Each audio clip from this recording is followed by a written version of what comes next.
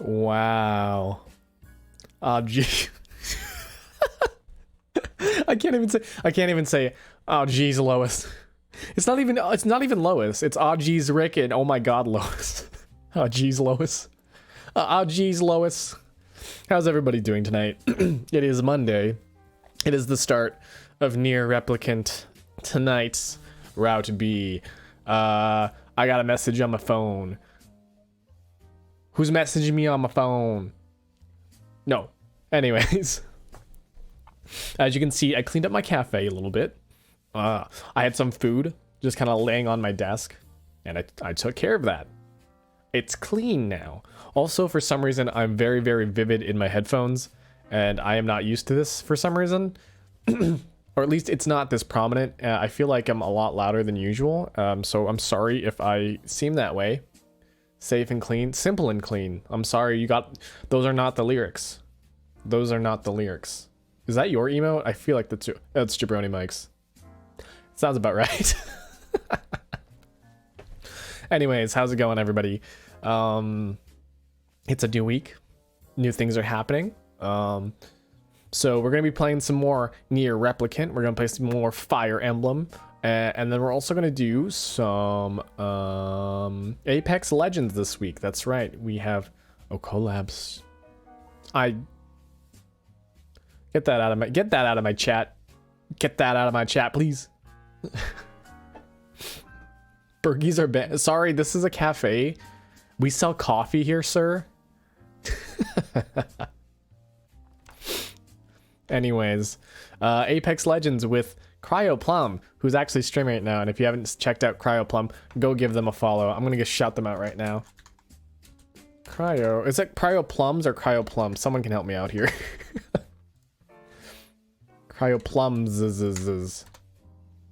Currently playing Sonic Adventure 2, by the way. Anyways, I don't really have anything to say today.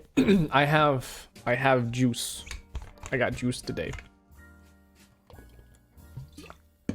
Why do you guys insist on hurting me? This is a cafe. We don't sell burgers here. We don't sell burger, please.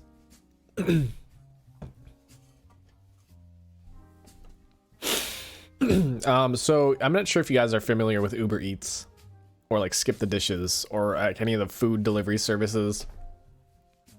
But our building is connected to like it's like one of those strip malls, except it's not a strip mall. It's just basically a bunch of buildings. It's a bunch of buildings just kind of put together. So there is a burger place that is literally like next door to us. And we often get like Uber Eats orders, right? And for some reason, these Uber Eats drivers just walk into our cafe and say, "Hey, I have an order." And then all of us are like, "Okay, this is a coffee shop." And then I'm like, how do you get this wrong? How do you get this wrong? Like, clearly this is like a burger place on the thing that you're supposed to pick up and deliver. This is coffee. I don't know where you got this wrong, but it ain't us. Anyways, oh, that's it's quite the struggle, honestly. Anyways, you guys ready to play some video games? I'm ready to play some video games. Ooh, Powdered Toast Man. You guys watch Ren and Stimpy? Because I sure don't. But I watched a clip of Powdered Toast Man, and it was the weirdest thing I've ever seen. I don't think I'll ever come back from it.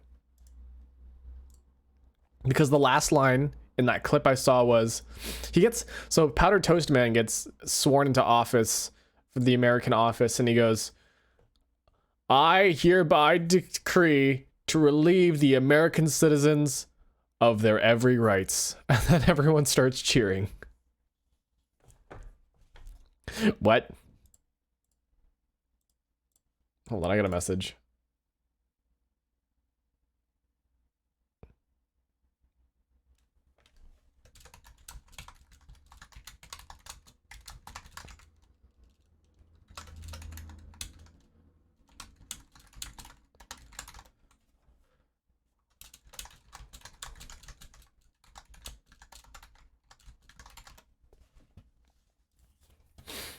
Oh shit, Square Enix.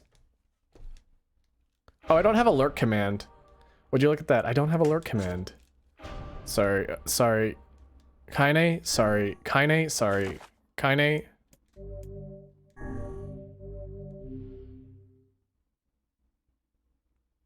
Anyways, enjoy your lurk. Sorry, mommy, sorry. Mommy, sorry. Mom, you hate that. Okay, I work on important. Sorry, why do you talk like Georgie? Whenever I interacted with Kaine, I was reminded of Hi, something Psych. from my past. Welcome. Maybe my mind has been confusing her with my sister this whole time. Anyway.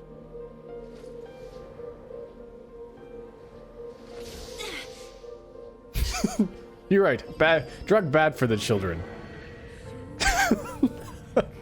I really need to play that game again. It's so fun. There's something very calming about it as well. Kaine's dreams. Discrimination. The sound of rain filled the village. The steep cliffs that surrounded the area magnified sound, causing even the slightest drizzle to rattle like a thunderstorm. Thin wisps of smoke streamed from huts as the villagers huddled in their homes and waited out the rain. Do a collab where I play and you yell, sound good? Yes, no, oh, yes, okay, okay, friend, I lurk. How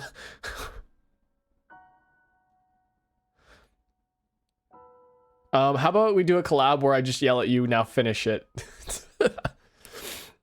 A single child, however, had braved the downpour and was now wandering slowly towards the wooden hawk-shaped weather vane at the center of town. The wanderer reached the vane, which had existed for as long as any could remember, and stared. The child's face was simultaneously delicate and fierce, like a teacup that had survived a shipwreck. Those traits combined with the pale white skin to give the face an almost sexless quality.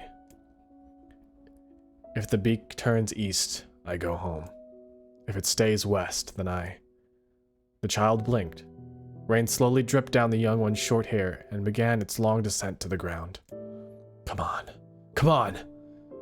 The child felt a slight breeze and watched as the vane slowly creaked to life, spinning this way for a moment, and it finally settled with the beak pointing firmly towards the east. East? Really? Before the vane could move again, a jagged rock came spinning and tumbling through the air, striking home against the child's head. The force of the blow dropped the child to the ground as a hail of stones began to fall around. Oh no. They found me. A heartbreaking smile crept across the child's face as the stones continued their assault. Through the rain, the sounds of multiple footsteps grew louder before a voice rang out. Yoo-hoo, Kaine! The voice belonged to Demo, the worst of all the bullies in the area. As Kaine struggled to stand, a final stone came skittering through the mud and bounced against her foot. Blood oozed from a cut above her eye and blurred her vision. But she could not make out the shapes of Demo and his usual gang of idiots. The boy seemed taken aback for a moment by Kaine's seemingly indifference to the blood dripping from her face, but quickly regained his bravado. What's up, freak? You like the rain? You like getting all wet? Or did you finally decide to run away from home? Though she knew it was futile, Kaine turned to leave. Before she could get more than a few steps, the other children scrambled to surround her, cruelty burning in her eyes. Kaine knew those were not the only eyes on her. The tormentor's parents watched from the safety of their homes. She was attuned to the sensation. It was the one she had experienced many times before. While some villagers simply turned a blind eye to the actions of their children's, many encouraged it openly. This is the beginning of Part B. Like, this is like 5 minutes in, not even. In a society ruled by superstition and fear, Kaine was something to be hated, and if possible, destroyed. I didn't say you could leave, freak. Demo's words chewed at her like a worm through an apple. He can't hurt me, she lied to herself. Be strong. Be brave. He can't hurt me. He can't hurt me. He can't hurt... Oh, look. The little freak is gonna cry. What's wrong? Are you sad that everyone hates you and wants you dead? Kaine prayed for the rain to flood down and carry her away from a world that seemed to have no place for her. But if there were gods, they chose to ignore her. As Demo crept ever closer, the clouds began to thin, and the rain slowed. Even the weather hates me. I'm useless, a failure. I wish Demo's rock had taken my head off. Kaine couldn't meet Demo's leering gaze. She lowered her eyes and stared at the muddy ground below. The bully moved towards until he was inches away. He could smell the scent of old meat on his breath. Oh wow, old meat. Meat. The boy grabbed Kaine's face with thick fingers and yanked it upwards. She tried to turn away, but he forced her gaze back and jammed his thumb against her eyelid to pry it open. Show me. No. Did you just say no? Demo grinned evilly. You don't say no to me. No one says no to me.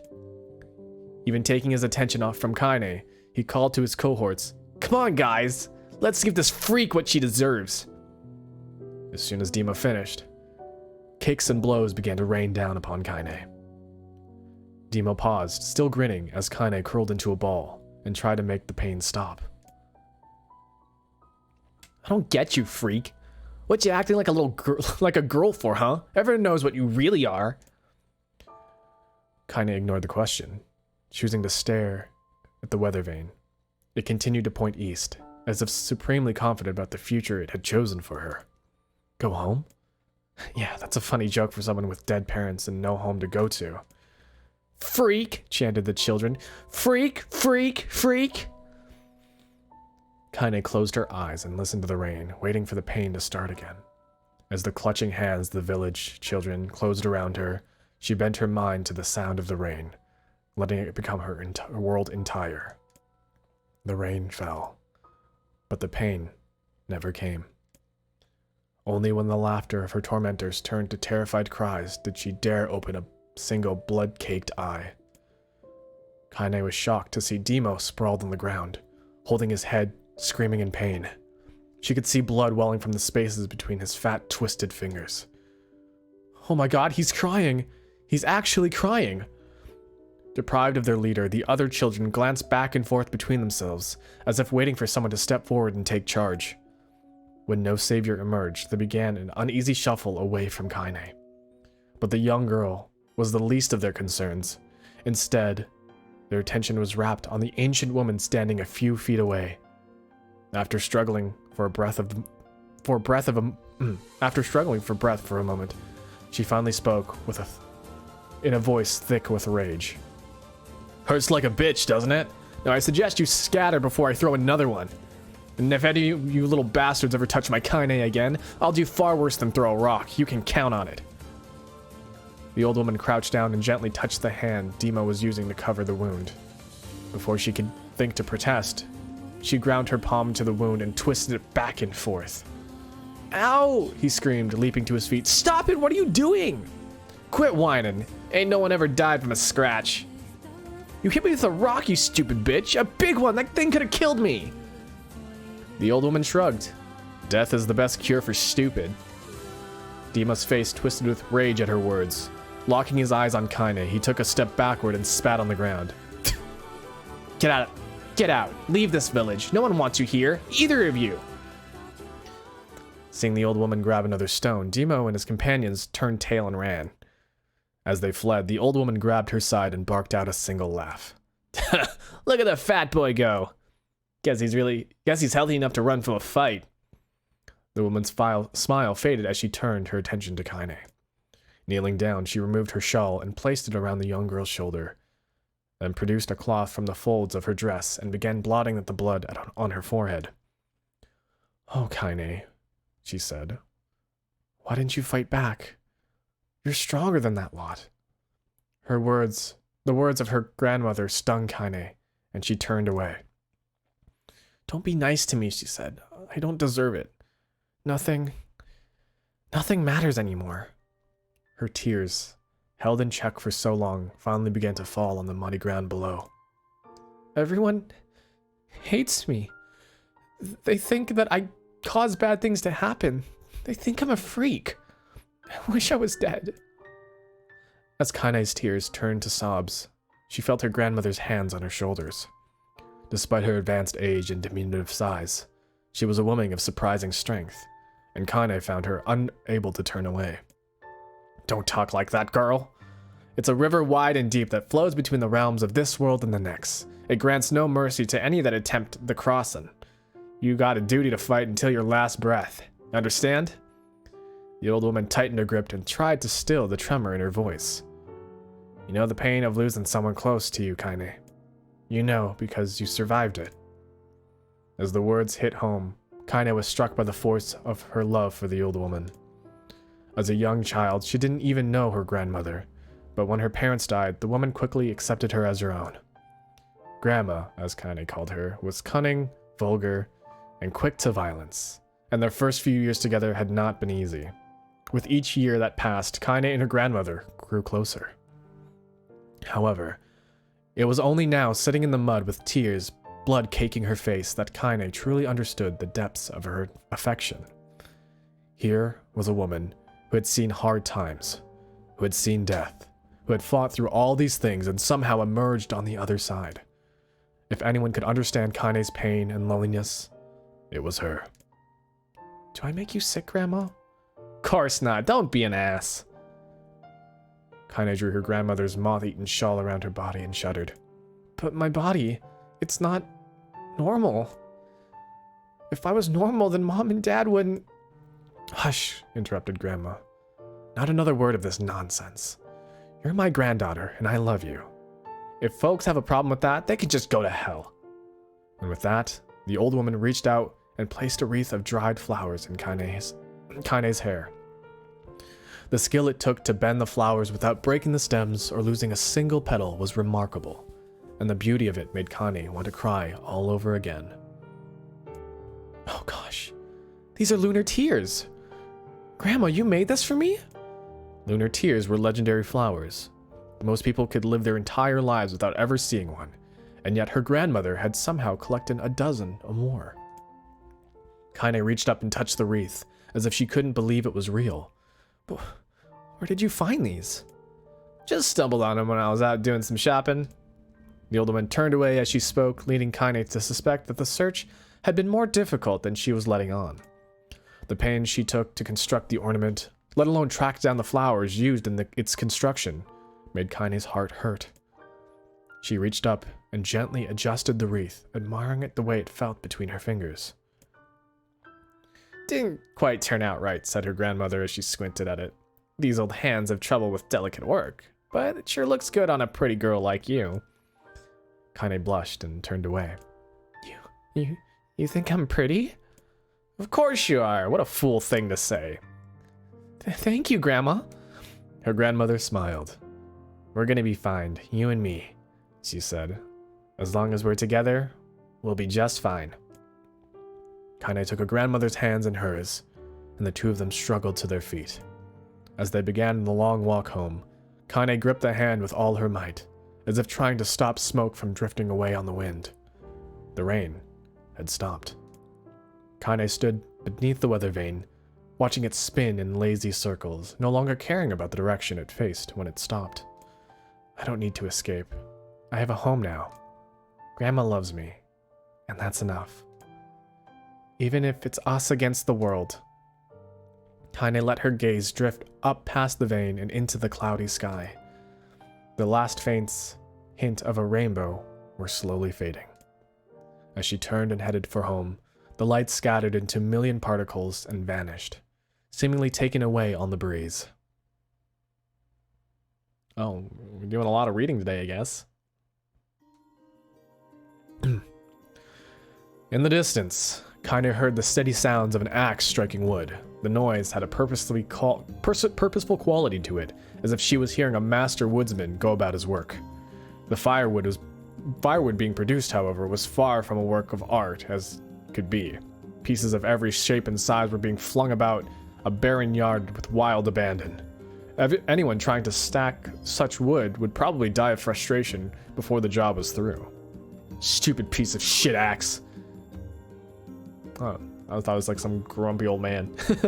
Kaine's grandmother flailed away with the axe, filling the air with both splinters of wood and words that can make the most hardened sailor blush. "Grandma!" called Kaine. "That you, Kaine?" yelled the old woman, taking her eyes off the wood for a moment.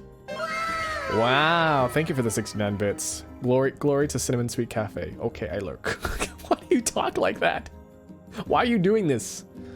"Is that you, Kaine?" yelled the old woman. "Oh, yeah. Don't get too close or I might mistake your goddamn foot off. I might take your goddamn foot off by mistake."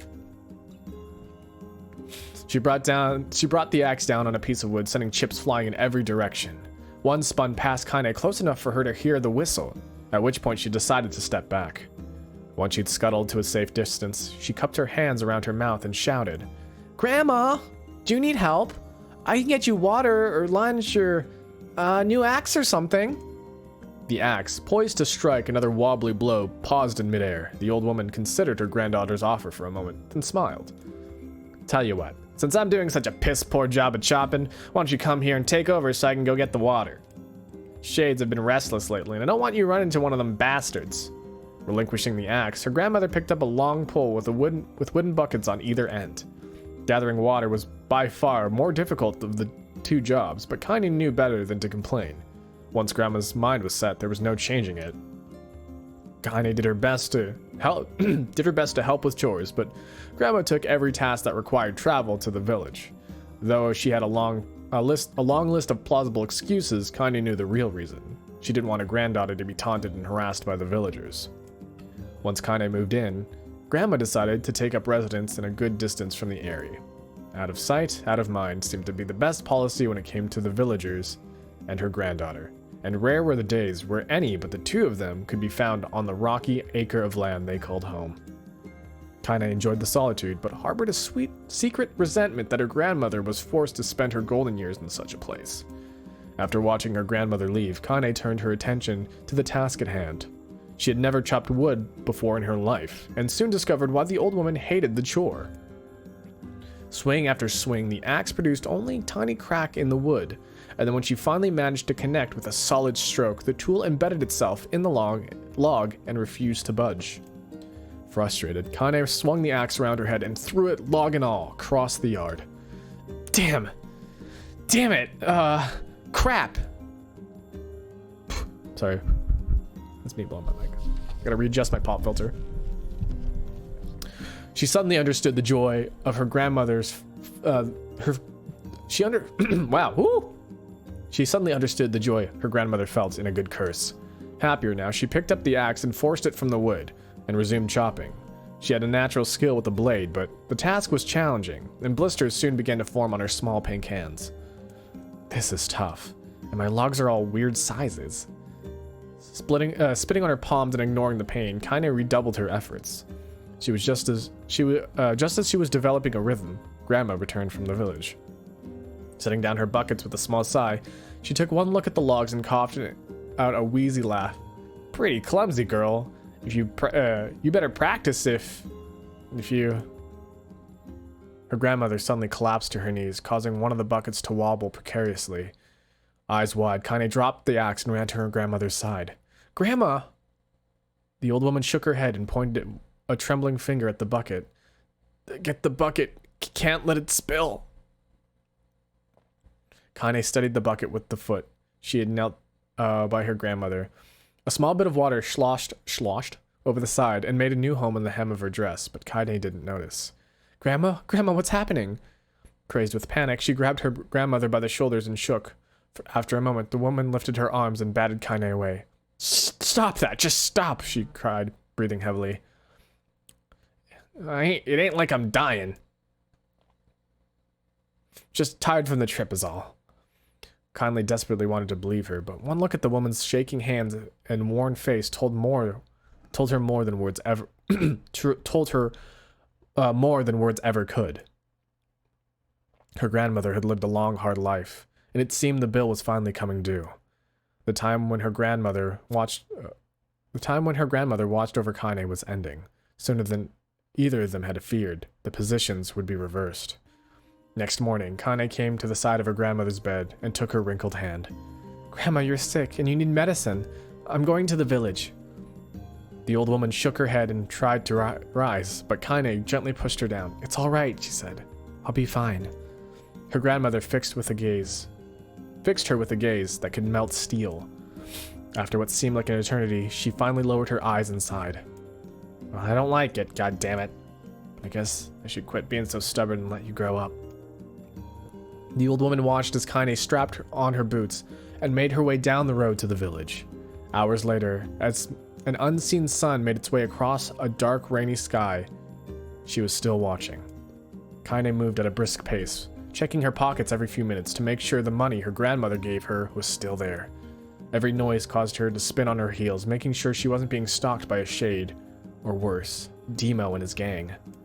But she encountered neither tormentors nor shades, and Kaine finally found herself at the entrance of the village.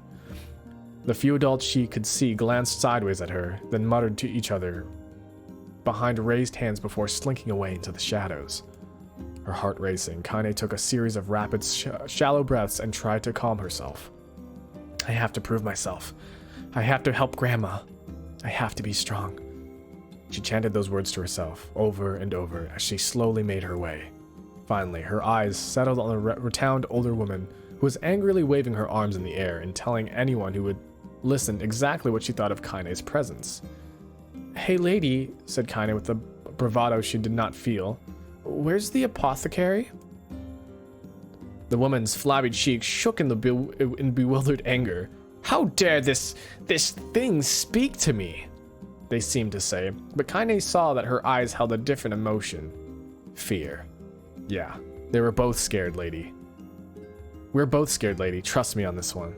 Which way? Kaine repeated. The woman pointed a small building to her right before hitching up her dress and stumbling off in the other direction. Kaine cringed, expecting a stone to come flying from the assembled crowd, but none came. Her mind was filled with a strange sense of pride and made her way to the apothecary. But the new emotion had little time to take root, for as soon as she opened the door, she noticed a familiar customer at the counter. It was Demo. He'd clearly been sent there on some kind of family errand, because of his gang of followers was nowhere to be found. Oh my god, he sputtered. What are you doing here, freak? The insult was delivered without force, and Kaine happily ignored it. Stretching on the tiptoes to see over the counter, she asked the shopkeeper for the medication. Ha, barked Demo. That old bitch finally kneel over? Go to hell, Demo. The boy's eyes grew so wide they seemed ready to fall out of his head, but before he could let fly a comeback, or worse, a punch, the apothecary told him to knock it off before he kicked them out of the store. Demo slunk out of the shop, cursing Kaine under his breath. Once he was gone, she allowed herself to breathe once more, taking a brief tour of the shop while the owner prepared her medication. Countless tiny bottles filled the cramped store, with each with a label written in some indecipherable language. An ocean of aromas assaulted her nose, creating a scent that was exotic, but not altogether unpleasant. Seeing such a variety of supplies gave Kaine a sense of peace. Surely, in a world so vast, there would be a place that she could call home. On the far wall behind the counter rested a portrait of a stunning young girl. The picture had once contained bright, vibrant colors, but time had worn its cruel magic, and there were beginnings of fade. The beauty of the work, however, remained undiminished. You like that picture? Kaine turned to find the apothecary with the small vial of medicine in his hand. His eyes were gentle, but sad. They seemed to stare through her into nothing as he spoke. That's my daughter. I sketched it when she was just a little girl. She's been dead a long time now. Kaine didn't know how to respond. She just stared at the portrait and tried to come up with the right words. Pictures are wonderful things, continued the shopkeeper. They let the ones closest to you live on forever. He shook his head slightly, then looked down at Kaine and smiled. Handing her the medicine, he reached into his sizable green apron and produced a handful of old wax crayons. Low-key killshot. Hey, welcome to the stream. You should have these. There's no one left that I wish to draw. Kaine took an instinctive step back, causing the shopkeeper's face to darken. Yes, I've heard the rumors about you, he said. It's a small village and word travels quickly. Between you and me, I'm not sure of which of them to believe, but also, I don't think they matter that much. I know your grandmother, Akali, and I think the way that she was driven out of this town was just deplorable. Grandma's name is Callie? Thought Kaine suddenly. She was still mulling over the fact in her mind that she reached out and gently took the crayons from the apothecary's hands. Your grandmother is an old friend of mine, he said, as Kaine scooted away yet again, and I owe her much. I wagered she'd like it if you drew a picture of her. Yes, I think she would like that very much. Kaine murmured a quiet agreement, but inside her heart was bursting. Never before had a villager treated her with anything but contempt. It was a tiny, almost imperceptible step, but it was a step nonetheless. And with enough tiny steps, she might one day discover the rest of the world. When Kaine returned home, she found her grandmother asleep in her bed. Her feet were blackened and raw, even bleeding a bit in places, leading Kaine to think that she had been pacing around the room until exhaustion finally caught up with her. She placed the medicine by her grandmother's pillow and turned to leave, but found the old woman's hand clasped around her arm.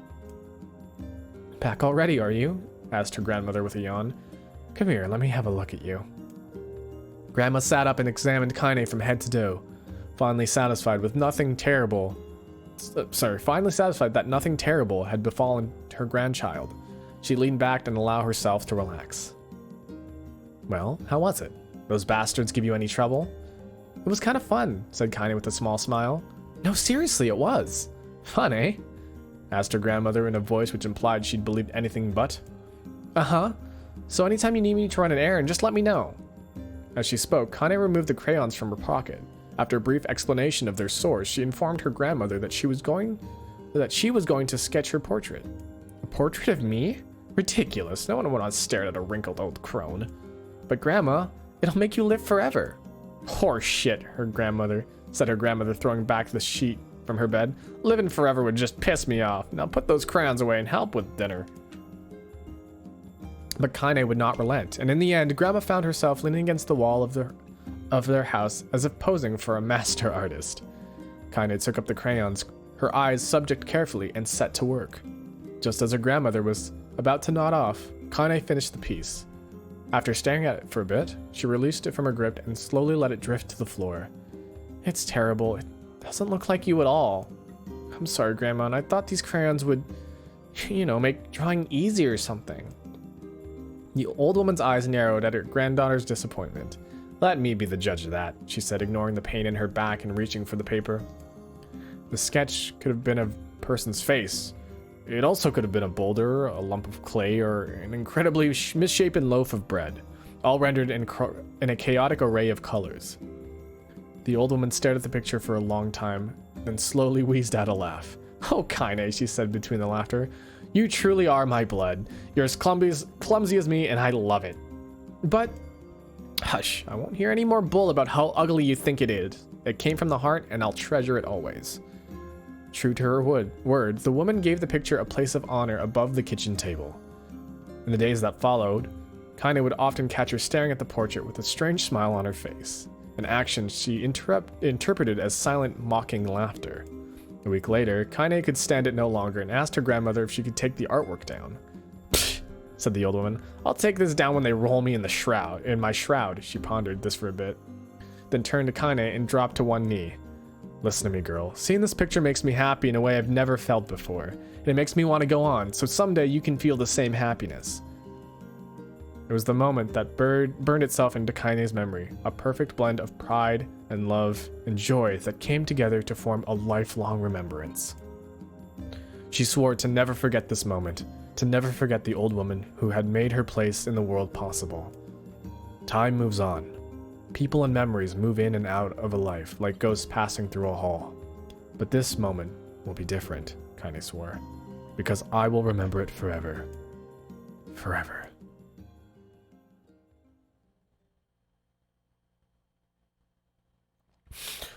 Oh, I need to hydrate. Hold on.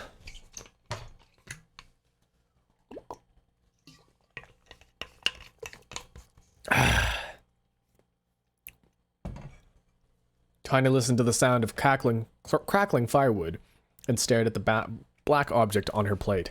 She'd been pushing around the wooden disc for a good 10 minutes, ignoring the bemused stare of her grandmother. Finally, she summoned the courage to give the object a brief sniff. A sharp, bitter scent flew up her nostrils and made its home there, causing her face to twist with disgust. Grandma, I can't believe you want me to eat a bug. The old woman threw some more wood under the cooking pot and snorted. Yeah, so much reading. The old woman threw some more wood under the cooking pot and snorted. It's no bug, it's, you fool, it's a berry. Why the hell would I be feeding you bugs? Yeah, well, it looks like a bug, said Kaine, and I think it's burnt or something because it smells terrible. With that, Kaine held her nose and threw the berry in her mouth, chewing it as little as possible. Oh yeah, that's terrible, all right. Why, you little brat, laughed the old woman. Look at the sass on you, you've been spending too much time with me, and that's a fact. 5 years had passed since the moment when Kaine's grandmother saved her from the bullies. It is often, as is often the way with two stubborn people, their relationship had grown in fits and starts, but moved forward all the same. Meals that used to be somber affairs were now filled with laughter and hurled abuse in equal measure. Kaine could not remember a time when she had been happier.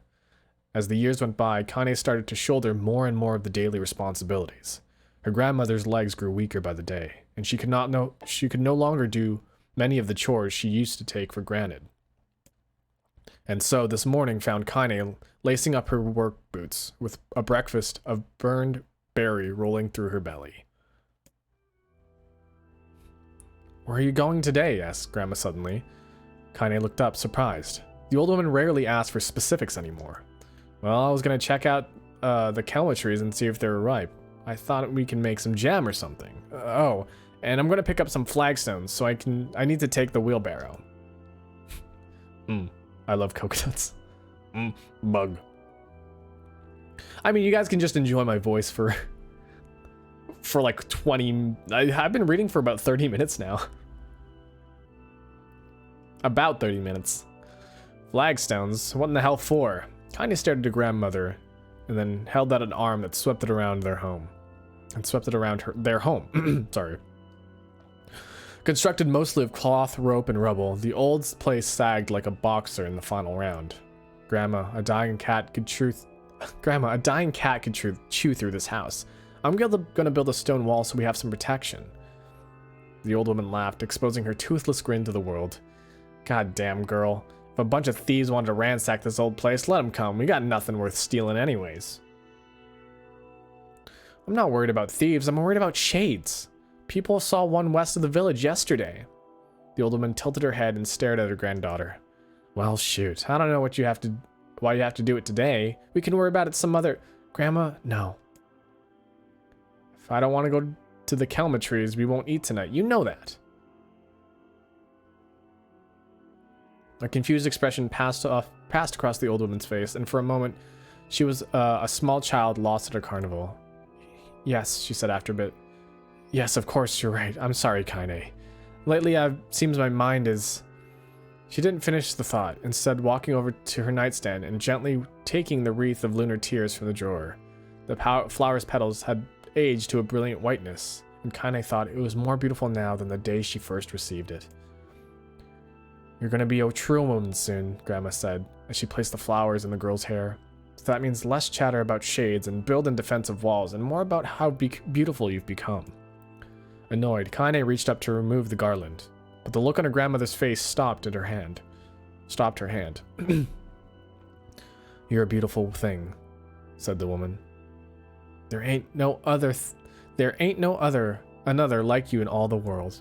I'm very proud of you. Okay, Grandma, that's enough goddamn compliments for one day. Such a mouth on you. Where did that come from? Jeez, I wonder. I'll teach you to sass me, girl, yelled Grandma. And suddenly she lurched forward and grabbed Kaine by the ears, pulling her around the room with a crazy grin on her face. Grandma, yelled Kaine in a quaking voice. Grandma, will you stop it? What the hell? The old woman stared at her and blinked, then slowly held her wrinkled hands out as if it was the first time she had ever seen them. Oh, I don't know what happened there. I'm sorry, girl. Sometimes my mind just... Kaine thought the look on her grandmother's face was the most heartbreaking thing she'd ever seen. Listen, she began, maybe I should stay home after all. No, I won't have you stay here and keep an eye on an old codger like me. Go get your fruit and your wall and whatnot. I'll be fine. And when you come back, I'll have a nice grasshopper dinner waiting for you. Kaine rolled her eyes, then kissed her grandmother on the forehead and made ready to depart, trying desperately to ignore the worry that had been gnawing at the walls of her heart. Kaine could feel the old woman's eyes watching her as she moved down the path. Don't turn around. Don't turn around, she told herself. But in the end, the temptation was too great. She spun on her heel for one final look and saw a bent woman standing in front of a ramshackle hut with a sad expression on her face. Gods, she looks so old now. It's like the wind could reach down and just carry her away. Kaine worried about her grandmother all day, causing her work to suffer. What little fruit she could collect was tossed carelessly into the wheelbarrow, and she only found a couple of stones before losing interest in the project. Finally, as dusk approached, she decided to call it a day. Cursing herself for the lack of focus, Kaine pushed the nearly emptied wheelbarrow down the path. So I guess the sun is still moving for some reason. At some point it stops. As she crested the final hill, she suddenly froze in place. The wheelbarrow fell from her fingers and collapsed on its side, sending a few pieces of wrinkled brown fruit rolling back down the hill. Her gaze was transfixed by the thick black cloud that hovered just ahead. Tracing its path with a finger, Kaine suddenly felt her stomach knot on itself. Oh no, oh gods no. Her grandmother's house was ablaze, the flames licking up as if trying to touch the sky itself. Grandma! Grandma! Kaine ran faster. Kaine ran then faster than she ever moved in her life. Once she tripped on a stone and went sprawling into the rocky ground, but leapt to her feet and continued running, unmindful of the blood that spilled from her wounded hands and knees. As she got closer and closer, Kaine's mind began to race with in time with her footfalls. It's too dark. It's too dark. It's not just fire. Can't be fire. Too much smoke. Gotta save her. Gotta save her. She burst into the front yard and came to a sudden halt. Her worst suspicions confirmed. The smoke from the fire was mingling with the thick, inky blackness of an enormous shade. The massive creature supported itself on 3 twisted feet and achieved balance through the means of a large armored tail. Scales, horns, and claws sprouted from its body in a random chaotic pattern, giving it an appearance of a lizard designed by some insane god. Seeing Kaine, it let out a roar and flicked its tail, sending a small whirlwind spinning around the yard. For a moment, the creature retreated into a shimmery, inky blackness, as if her mind was unable to comprehend that such a thing could actually exist. But then the smell hit her, a blend of rotted meat and excrement, and the horror became real once more. The creature bellowed again, and this time Kaine responded with a scream of her own. All right, you bastard, she thought, as her scream echoed off in the high cliffs around them. It's you and me. Let's go. The shade eyed Kaine with bemused interest. Then it began to look from her to the house and back again, as if urging to look at the destruction it had so gleefully wrought. With dread building in her heart, Kaine glanced towards the house. Through smoke and flames, she spotted a small figure struggling to escape the ruins. Grandma! At the sound of her voice, the old woman began waving frantically. She's alive, she thought. She's alive, thought Kaine. Alive! Kaine's leg sprang to life as she raced across the yard toward the flaming wreckage of the house. Before she could advance more than a few steps, the shade opened its mouth and let out a powerful enough roar to uproot trees and send them flying. The blast sent Kaine tumbling through the air before smashing her against the rocky earth. Stars danced in front of her eyes as she tried to remember how her legs worked. Get up! Get up! Get up! Get up! Get up now! Kaine struggled to her feet as the shade stomped towards the house and pinned her grandmother to the ground with the tip of a claw. The old woman struggled to move the claw from her stomach, but she might as well have been pushing a mountain. She coughed briefly, sending a small spray of blood into the air, then collapsed to the ground, her energy spent. Kaine lurched to her feet, only to fall back to the earth with a gasp. Her ankles were on fire. One or both of them were surely broken. Ignoring the pain that screamed through her body, she began dragging herself across the ground, leaving a drunken trail of dust and blood in her wake. Grandma, hold on. Just a little longer. Her grandmother's face was turning blue, her eyes rolling back until only whites were exposed. Kaine pulled herself across the ground with maddening slowness, the distance seeming to increase with every second that passed. The shade glanced between the two women and flicked out its tongue, its giant mouth turning up at the corners. Short, panting breaths belched from somewhere deep inside its core. Bastard, laughing at us. She had no idea how such a mindless creature could experience emotion, but there could be no doubt that the shade was taking joy in their suffering. Yeah, I see your plan. The shade moves its claws slightly, allowing Grandma to breathe again. It was clearly keeping her alive, only to snuff out her life when Kaine was close enough to touch her. I'm gonna kill this bastard. Summoning all her strength, Kaine rose to her feet. There was a sickening snap in her right ankle as the foot twisted backwards, but she forced it from her mind and began to hobble towards the monster. Pulling a small knife from the pouch at her waist, she leapt on the foot that pinned her grandmother and plunged the weapon deep. Give her back, she screamed. Give her back to me. It was like stabbing a rock. After a few swipes, the knife broke in the hilt, at the hilt with a dull snap. The shade panted laughter again, then raised its tail and sent it rushing through the air towards the young girl that latched to its foot. Kaine never had a chance. The tail struck her square in the chest and sent her crashing into the burning wreckage of the home. She lay on the ground with blood pouring from multiple wounds. A small, weak voice spoke up. Kaine? Kaine's vision blurred, but she forced herself to focus on the sound. Finally, her eyes cleared enough for her to make out her grandmother's hands reaching out to her through the smoke. Grandma? Kaine, you gotta run. You can't mess this one. Kaine grabbed the hands and held on with all her strength. Grandma, come on, we have to go. The old woman coughed loudly. One of her hands, slicked with blood, slipped from Kaine's grasp and thumped to the ground below. Grandma, no, no. I said run, goddammit. You have to live. You have to get through. The thought would stay forever unfinished. Before she could say another word, the shade's clawed foot descended, smashing through the remains of the roof and down upon the shattered figure of the old woman. Hi, Knucklemans. Welcome. We're doing some reading. Blood oozed from the gasps in the creature's toes as the terrible putrid smell assaulted Kaine's nose once again. She stared at the foot, dumbfounded, convinced that what she was seeing could not possibly be real. When the creature finally lifted its appendage, all that remained underneath was a twisted, unrecognizable mass of rubble and red. Her grandmother was Booba.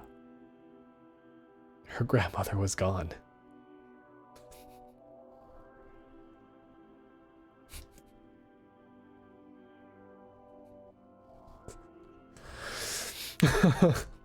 This girl's grandma died and you post Booba?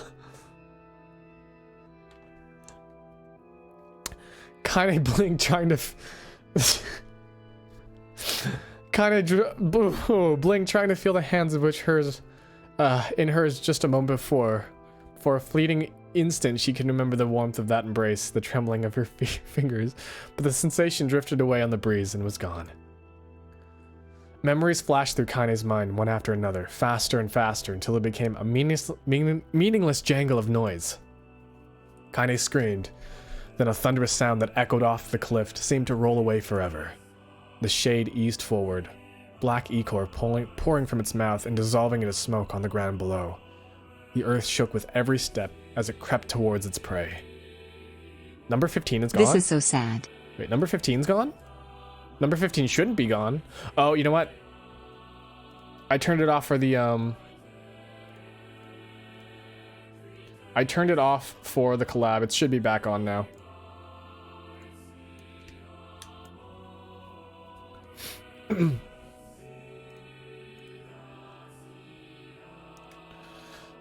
Kaine's body slowly rose as if controlled by a mad puppet master. Her arms and legs were bent at impossible angles. Her head lolled dangerously to the side, yet somehow Number she... 15. Burger King foot lettuce. Yet somehow she managed to stand, staring at the shade. Her eyes began to glow with a deep red fire.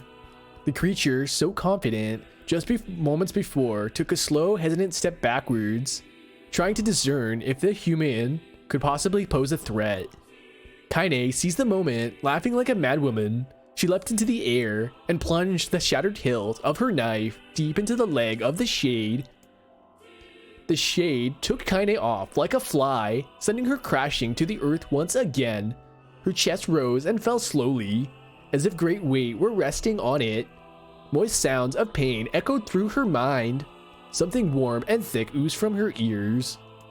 Is that blood? I think it is. I think I'm bleeding to death. No, can't die. Grandma told me to live. Deep inside Kaine's mind, something finally broke. The sound, the pain, the smoke and flames, all of it faded away until all that remained was a single incantation repeated over and over again. Kill it, kill it, kill it, kill it, kill it, kill it, kill it, kill it. Number 15, Shadefoot Grandma. Kill it, kill it, kill it, kill it, kill it, kill it, kill it, kill it now. As the spark that was Kaine's slowly began to flicker and die, she felt her desire to kill and her desire to live blend into one. The distance between heartbeats grew longer and longer and longer. Damn. You guys redeemed at a pretty bad moment. But it's okay, now Kaine is back to life.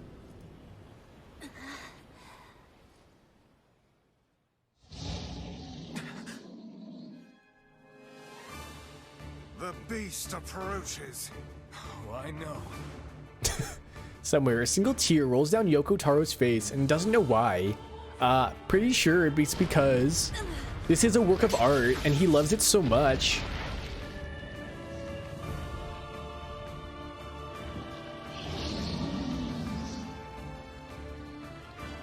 Do I get to play as Kaine? Wait a second. I thought I was supposed to be playing as Kaine now.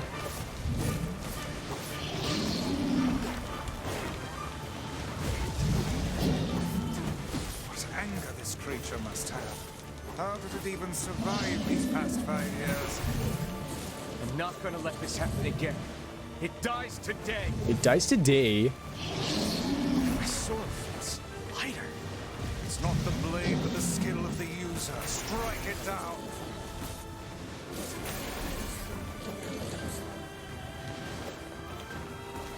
It is not the skill of the Burger King, but the strength of the foot lettuce.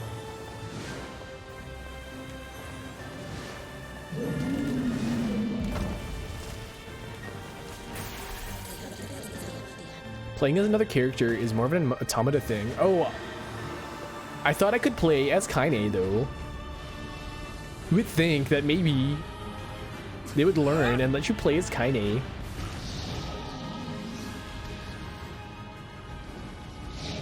Thank you, Gentle Ralts. 8,000 points. That's a crazy amount of points.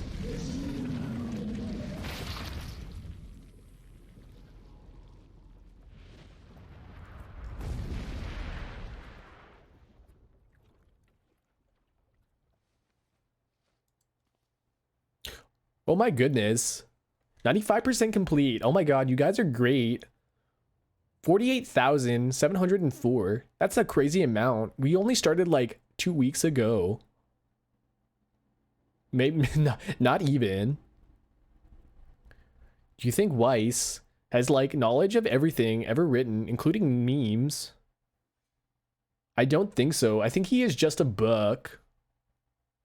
Gently, weakly, softly, the shade, sure that his tormentor was dead, turned and stomped off towards the horizon, stomping along the way to bellow one final roar. Couldn't kill it. Shamed beyond imagining, Kaine tried to turn her head to the side, but only succeeded in coughing out a huge gout of blood. It was getting difficult to see. Only after a moment of fierce concentration did she realize that her left eye was gone. Laughing to herself, she turned her remaining eye to the ruins of her home and noticed a ragging stump of arm resting a few feet away. This is gonna make clapping a real bitch. cried a sudden voice from the depths of her mind. Finally gonna die, are ya? Well, you had it coming. Go to hell, Demo, she thought, at the unseen assailant. Go to hell before I pluck out your eyes and feed them to a dog.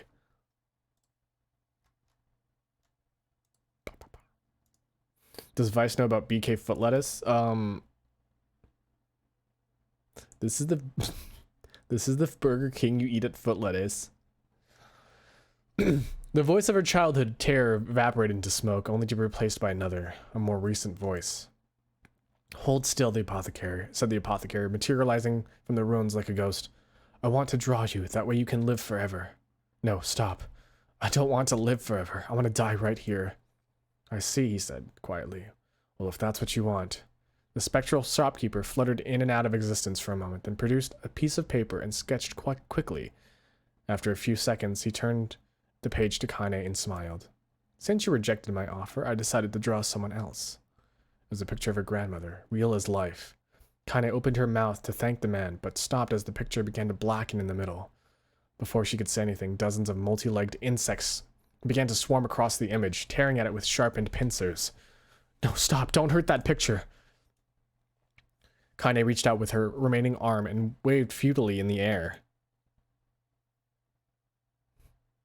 This is a good point.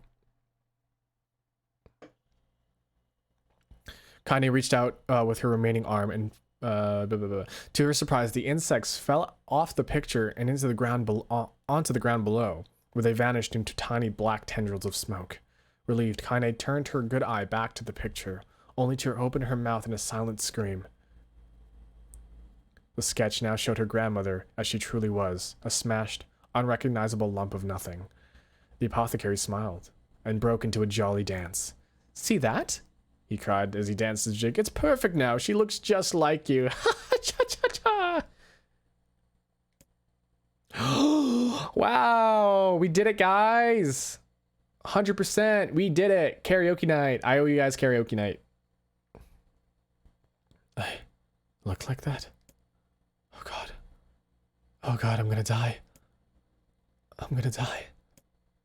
Drowning in despair, Kaine laid her head back into the mud and smoke of her ruined house and waited for the end to come. Just before she let everything go, an unfamiliar voice began whispering in her ear. Ain't you got a wish, sunshine? The voice was vulgar and fierce at the same time, as if insanity had somehow found a way to take form. Kaine wanted to scream as the voice crawled into her skin, but her lungs refused to work.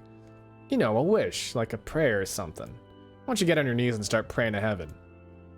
Please, invisible man in the sky, save me, save me. Kaine resorted to shouting at the voice in her mind. I don't make wishes. They don't come true for me. I'm a curse, a freak. I should be left to die. The other voice boomed in her ears. Wow! Oh God, you are the best.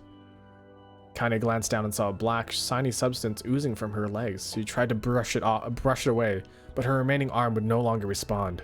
The substance slowly crept around her feet and began moving up towards the rest of her body. Is this death? Is this what it's like? Or is my mind just losing itself? She could feel the slime oozing upwards, feel the hot searing pain in its wake. Whatever else might be happening, she was still alive, and this pain was real. Come on, said the voice. Let's go. Let it go. Kaine tried to ignore the voice and concentrate on the pain, but the newcomer would have none of it. Don't ignore me, sunshine. You're ready to give up, ready to die, so why not let me have it? Have what? Your body, come on, give it to me.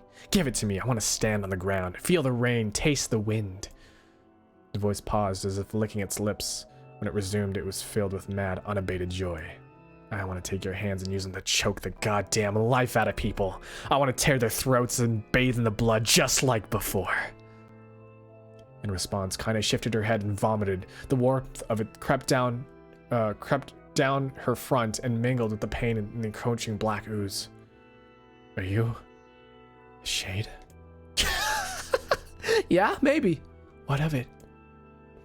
The slime reached her face, crept past her nose, and oozed into the socket of her missing eye. The moment it touched her brain, Kaine was struck by the most powerful sensation she'd ever felt in her life. It was ecstasy. She wanted to scream with delight, but all she could manage was a small whispered moan. Feels good, doesn't it? Asked the voice with a chuckle. Yeah, what can I say? I know how to please the ladies. Now give me that body. Come on, give me the body and I'll give you more than this feeling. It's a fair trade. The black lump began to protrude from Kaine's side. As she watched, it grew longer and thicker, eventually taking form of her missing arm. I can see the better, she thought. My eyes must be growing back too. The slime reached up to envelop the rest of her face, but she managed to brush it away. Stop, she whispered, marveling at how she'd regained her voice. Stop. The black ooze hesitated and considered this request, then quickly shimmered down her body before disappearing in a cloud of smoke. What the hell, Sunshine? We had a deal. I thought you wanted to die. Grandma said, can't die yet. A brief image of her grandmother, bloodied and broken, flashed before her eyes. She saw the shade that killed her and heard its mocking laughter, then closed her eyes and forced the image from her mind. Her whole body was quaking with rage. When she opened her eyes again, they burned bright red. That thing took my grandmother. I have to kill it before I die. Kaine glanced down and saw a mysterious pattern. The pattern of the shades burned itself into her left arm. Well, I'll be damned, she said cheerfully. Look at that, the voice said. Look at that, Sunshine. I think you and me are going to be good friends now. Kaine stared intently at her arm. The more emotional she felt, the more the letters seemed ready to puncture her skin and begin infecting the rest of her body. The arm clearly had a will of its own now. I never properly saw this. Yeah, it's really freaking weird. The arm clearly had a will of its own now. Stop. Gotta stop. Holding her left arm in her right, Kaine took a deep breath and tried to calm herself. Come on, don't fight it, pleaded the voice. Hate's my favorite dish, and I'm hungry. Let it go. Feel the anger. Burn with the red fire of revenge. Thirst for blood. Then go out there and shut up. Shut the hell up and get the hell out of my body. Your body? Oh, that's rich, Sunshine. Real rich. Look, why don't you just would you up and die so I can have this body all to myself? What do you say? I bet those buddies of yours, the Airy, would love to see you dead. Kaine grabbed a nearby shard of glass and tried to saw the shade-infected portion of her side. Before she could, her darkened left arm grabbed her right wrist, crushing it. Kaine screamed and dropped the shard as the sound of bone crushing on bone filled the air.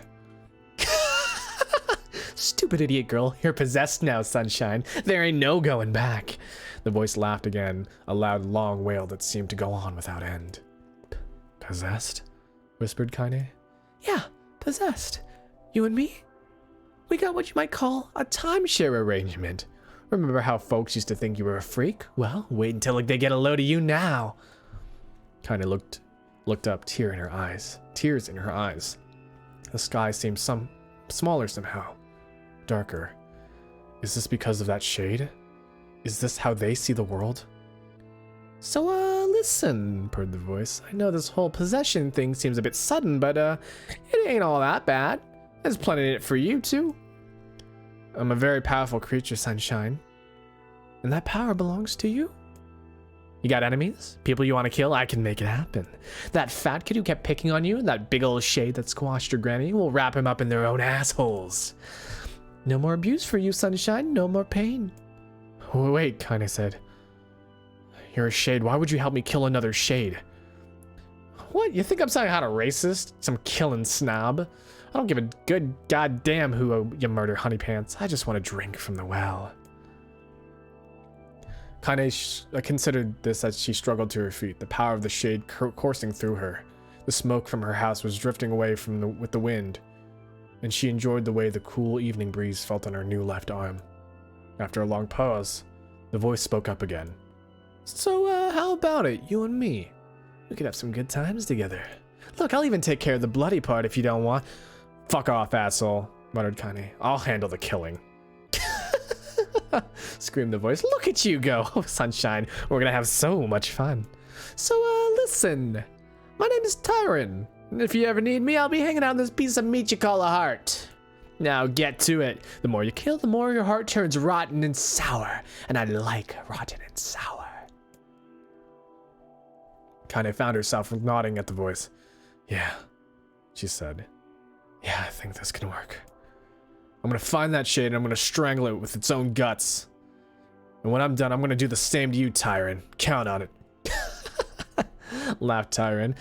I've shit bigger than you, so good luck with that. Oh, and hey, one more thing. Right now, you and me are sharing this body. But if you run out of hate, if you ever, you know, go soft, then I'm gonna take over everything. So keep killing, sunshine, and watch your back.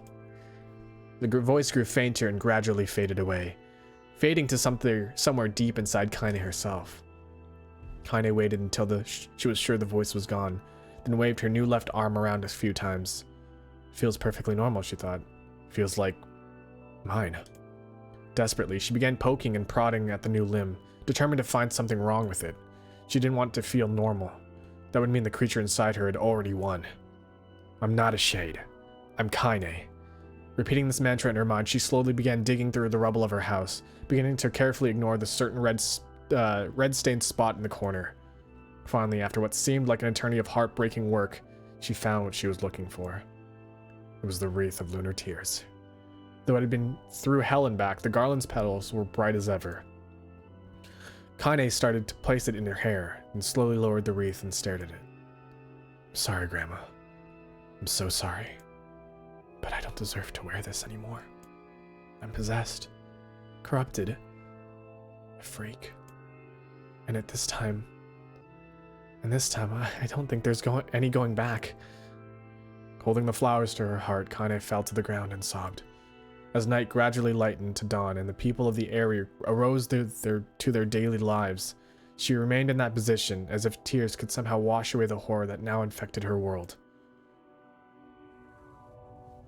Alive. Stay alive. Stay alive. Grandma. Kaine, you gotta live. You gotta come back to us.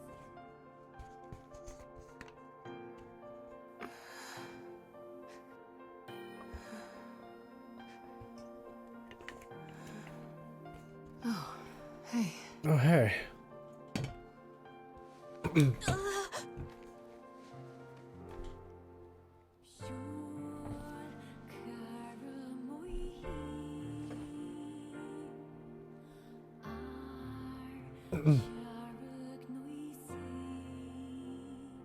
Emil, you were the one calling me, weren't you?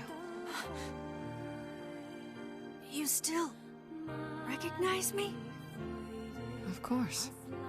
I knew you right away. Thank you, Kaine.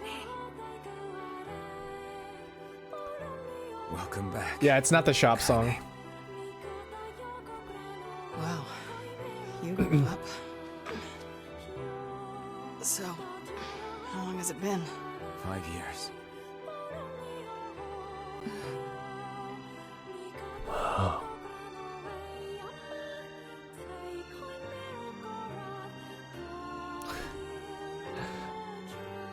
It's nice. Shit. That's a long time. Any luck with Yona? We are still no closer to finding her. We need a way to locate the Shadow Lord. By the way, this is for you. Is that a lunar tear? It's not as good as your grandmother's, but I tried. No, it's great. Thank Was that the original? I don't remember that part.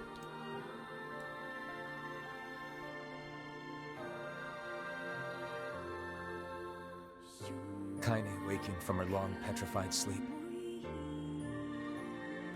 Emil's unflagging kindness. Our reunion was a happy one, and we let it wash over us like rain. That is, until Devila and Popola had to go and ruin it all.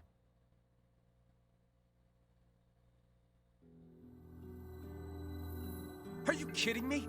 You can't be serious! Please try to understand. People are tired and scared, and I'm sorry. I'm sorry you have to bear the brunt of that. This is crap, and you know it! This is crap, and you know it. It's okay. We can sleep outside. No one's sleeping outside. You and Kaine saved this village. And now they want to run you out? People are afraid of us. And really, I understand. I mean, look at me. As long as you're still with us, I can deal with it.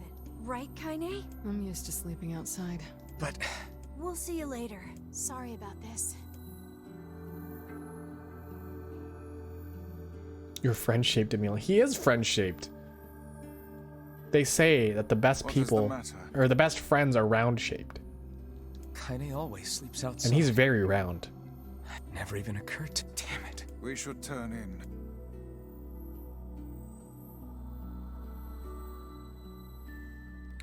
Am I I didn't get much sleep that gonna be able night. to play anything today? Or is this all reading? Oh, hi, doggy. For the first time in my life, I hated Devila. For the first time in my life, I doubted Popola. But those feelings are pointless in the end. They said and did what they did for the sake of the village. I'm glad I didn't start this then. I remember like last time I was like, hey, maybe we could start Route B. Oh, it's been an hour. I haven't done anything.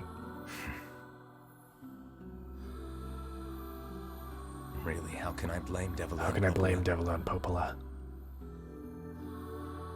In the end, I'm just as bad. I'm bad. I'm bad. Because I never once stopped to think about Kaine and Emil's situation myself.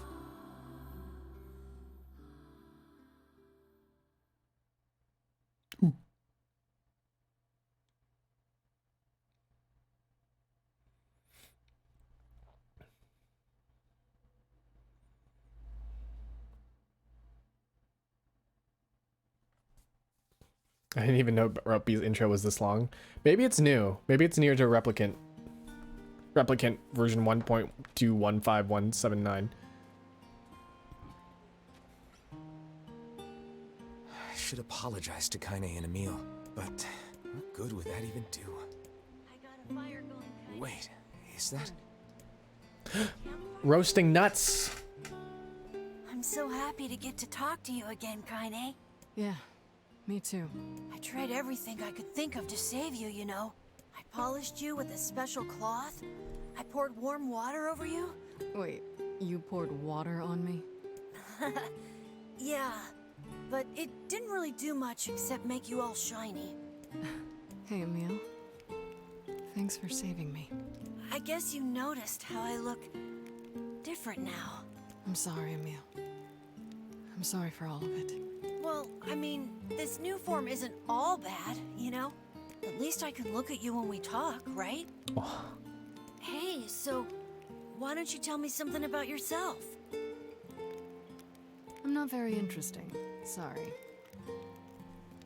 Hold on a second here. I have to adjust something on my camera.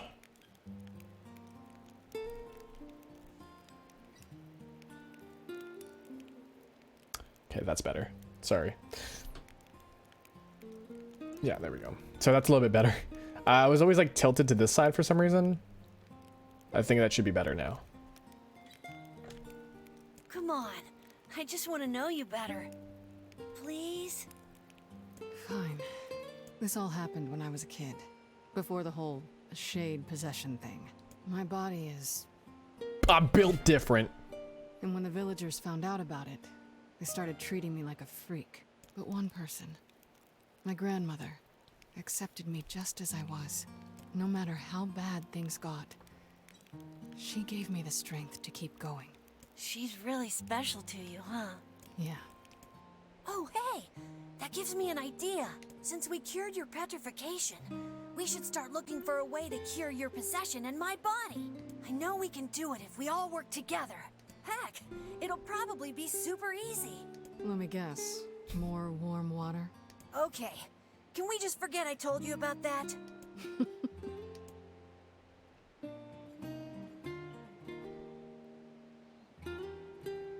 Shiny Kaine.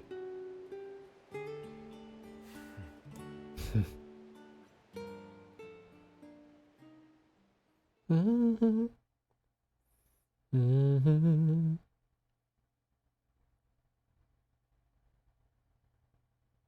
Mm-hmm.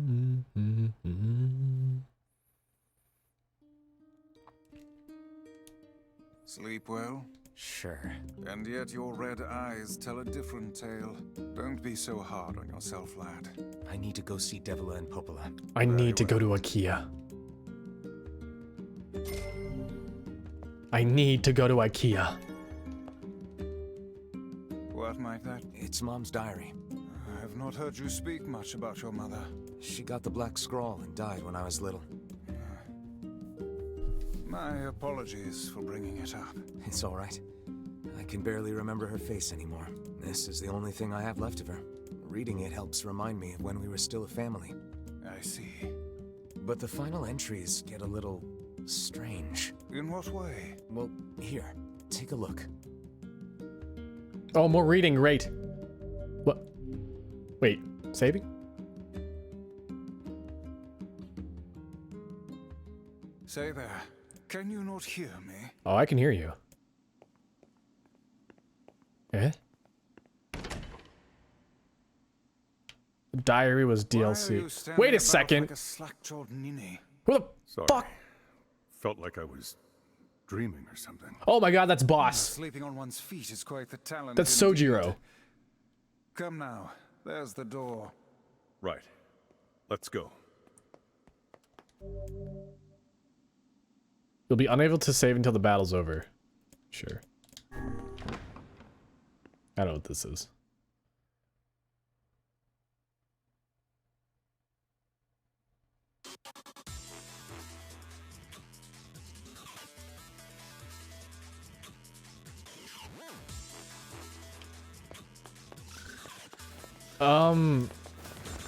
Is this spoilers?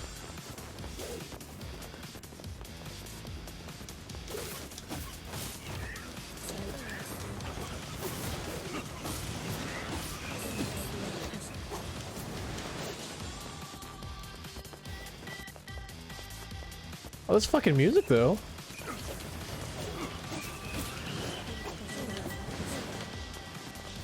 Damn. Listen to that.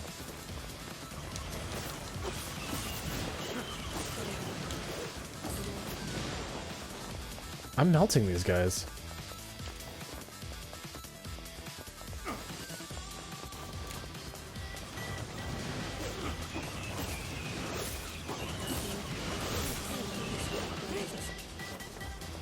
If there's any spoilers, it's Route A stuff. Okay.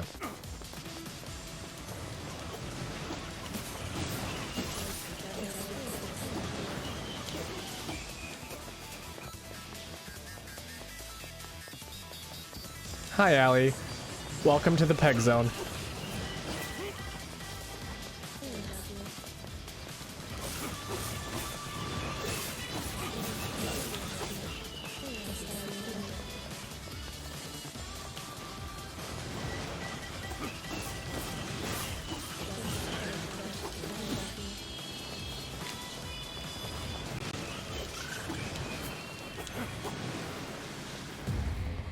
Eh?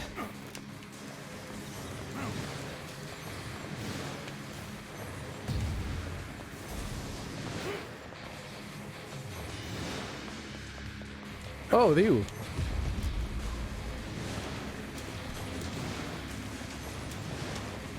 Anyone peggable? Peggable and submissive? Hi there, any takers? Anyone?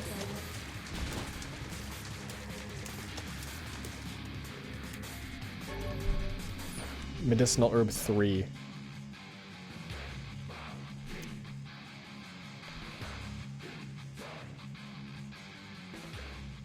The Black Scroll. A lost destiny. A white book. A false truth. Oh!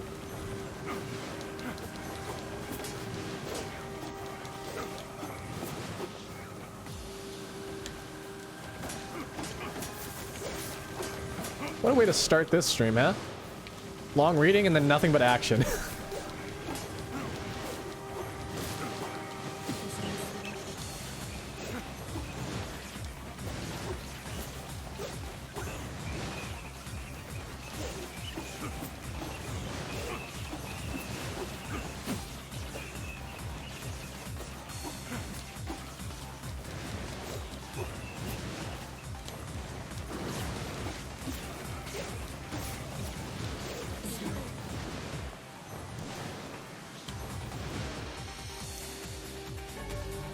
More herbs. Kieran made a new friend, and guess what? He's a king. I wish I had friends.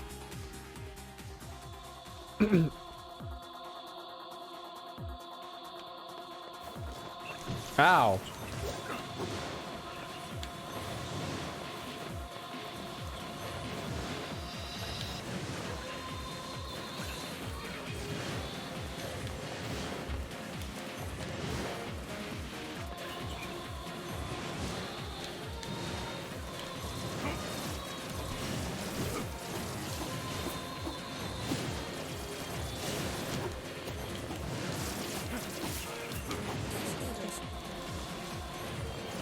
So this is where things get a little spicy. I see. Oh yeah.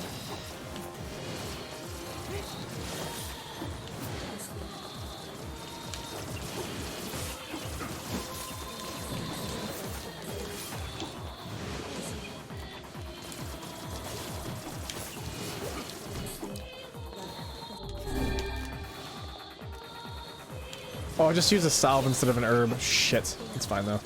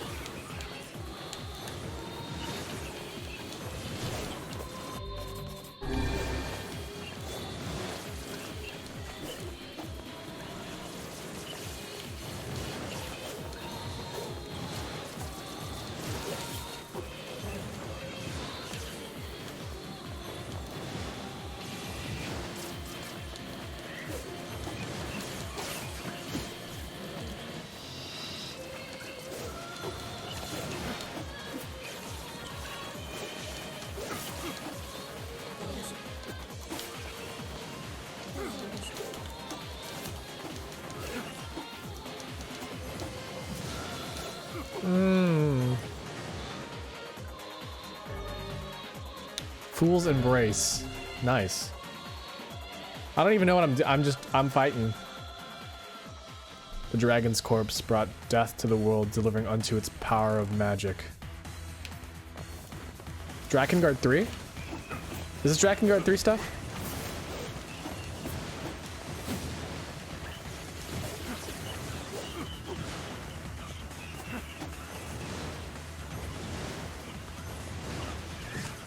Oh, hello. It's a little hard to see.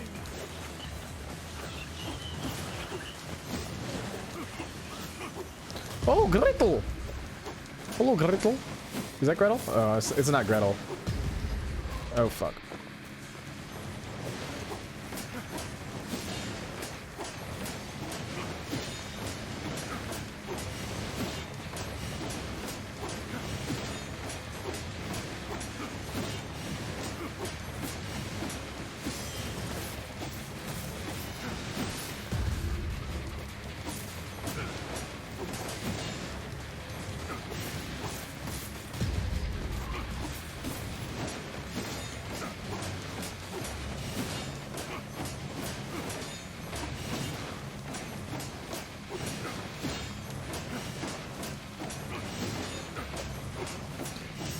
There we go.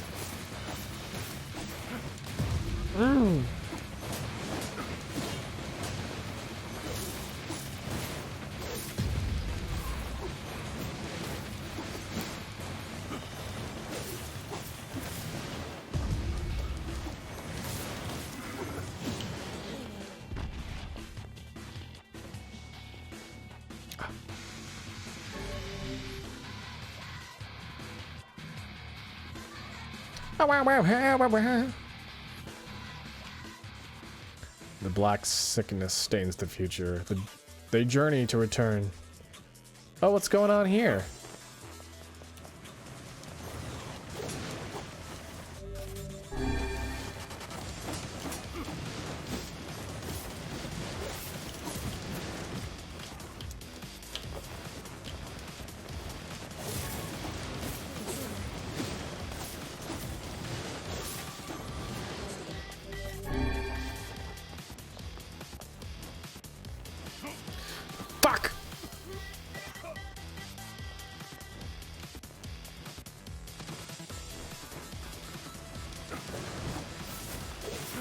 There's a lot of cryptic plot stuff on the lines of Soldiers of Salt and Legion dooming of the world to ruin.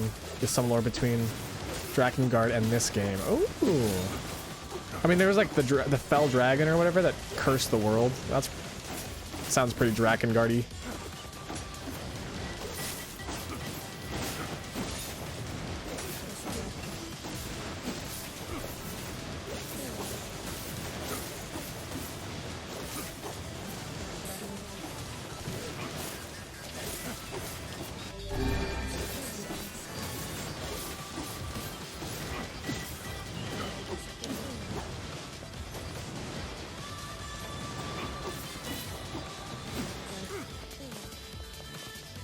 Oh, this is a remix on one of the songs. I just realized.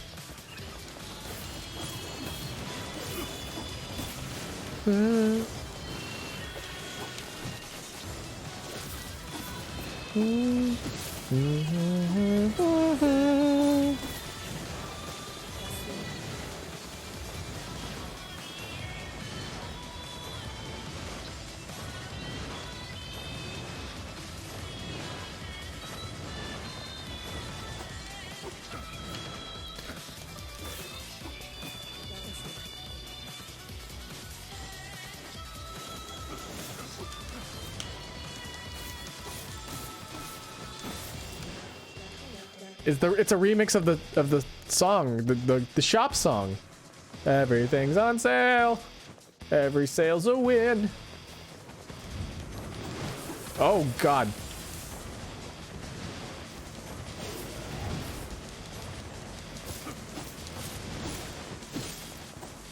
Got him.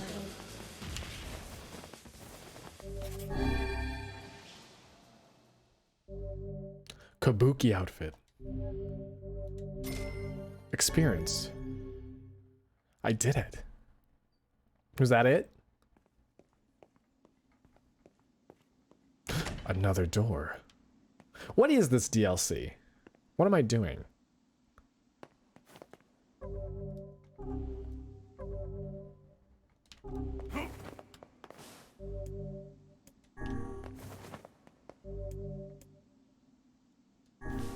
Oh, I see. So this is the... I'm fighting? I'm fighting. So I got a Kabuki outfit. Oh, I probably have to like do that in the menu. We'll do a couple more. Is there a reason? Like, what can I get out of these? I actually don't know what I can get out of these.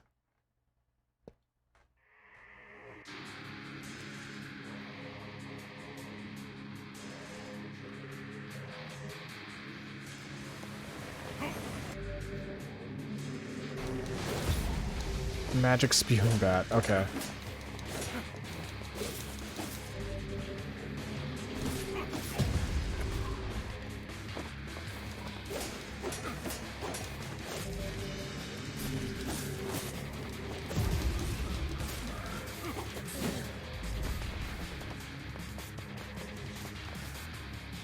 This isn't gonna be painful.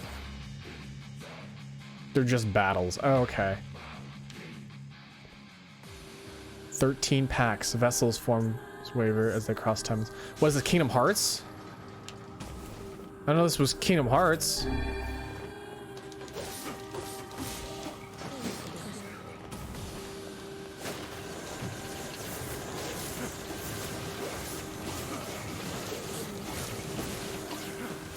The 13 darkness and the 7 light.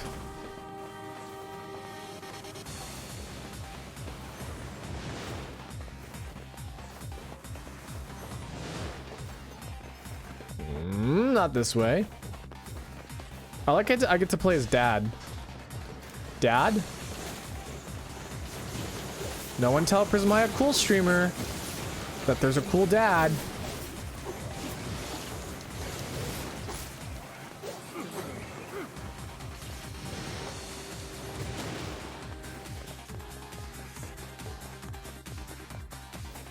Hey, what did I just say?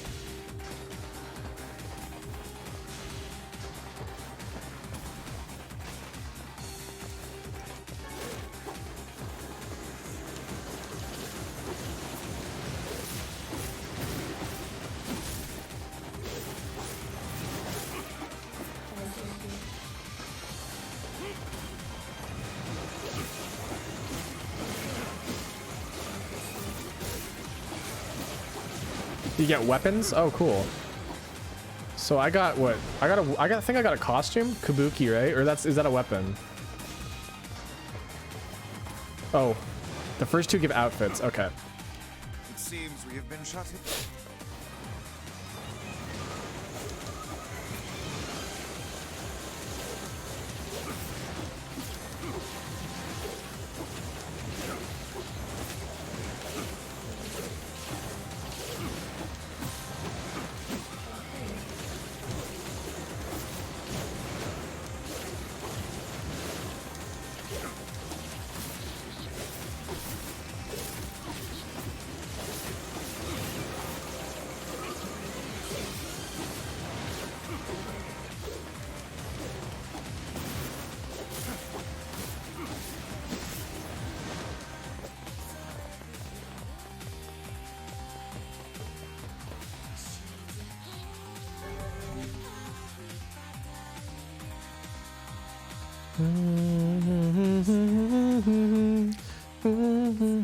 The songs of man have been drowned out. Its place, the scream of something inhuman. Do I have to fight the bosses? Oh, no. I thought I had to fight a boss.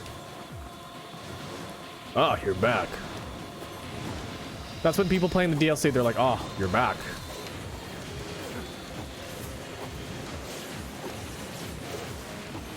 I grew up playing Gestalt, so I'm familiar with this big man. Oh, you're back. Don't go doing things. I am your guardian. I love women.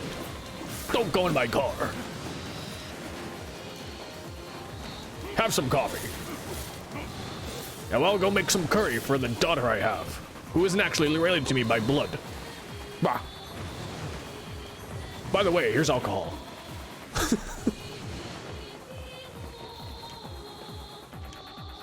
I think Sojiro is kind of underappreciated. He's kind of a dad.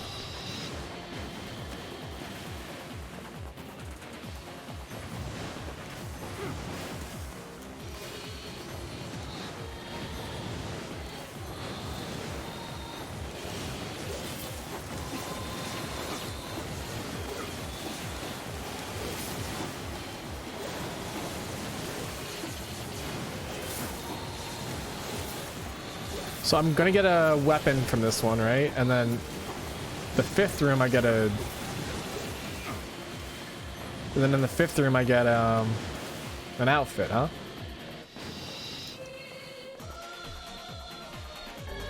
Yeah, Fool's Lament. There we go.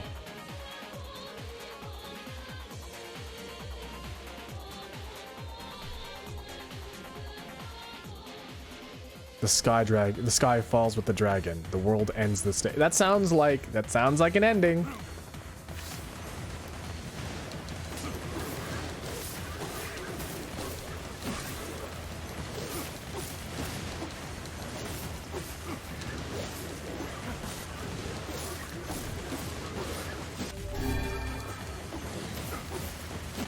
Ow.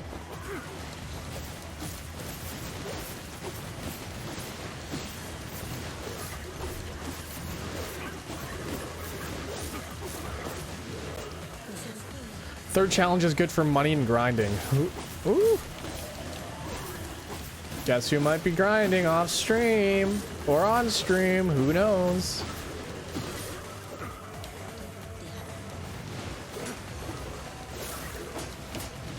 Probably not on stream. I don't like grinding on stream. I mean, it's a good like let's chat type of moment, but I always get afraid I run out of things to talk about, and I'm just literally just sitting here, you know. I always admire people who can just do just chatting streams for like 5 hours. Like I talk a lot, but eventually I stopped doing like tea times before streams because I just ran out of things to talk about. And then I was thinking like maybe I'd do just chatting streams like once a week now, and like just chatting, no game in between, just chatting, no game, only chatting.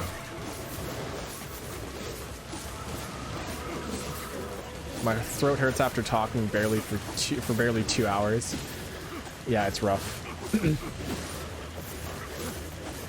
That's why I'm always like really like, I'm like, wow. When some people can stream for like 8 hours or 9 hours, I'm like, holy hell. And they're just like non-stop talking too.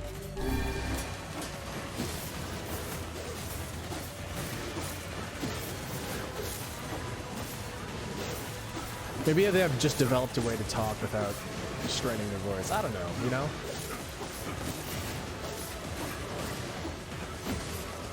But then there's people who just do character voices all day. And then it's like, wow. Also, I think my mic just... My mic just lost a bit of power there. I seem quieter now. Is that just me?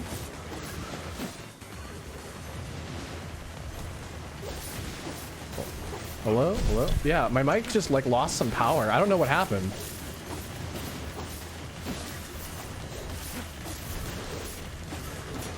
I'm definitely... Oh, it's coming back now. You hear that? That's weird. I don't know what happened, but my mic was just like, hey, let's just be quiet. It's back now. Don't worry about it.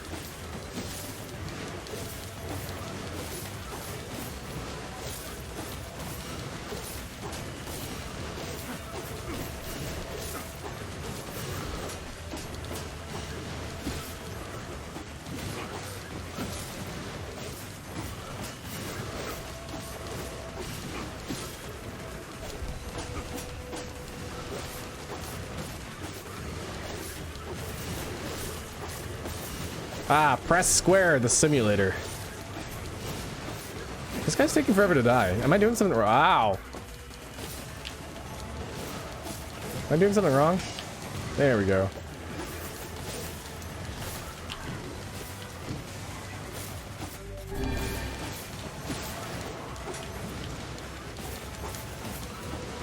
It's so bright.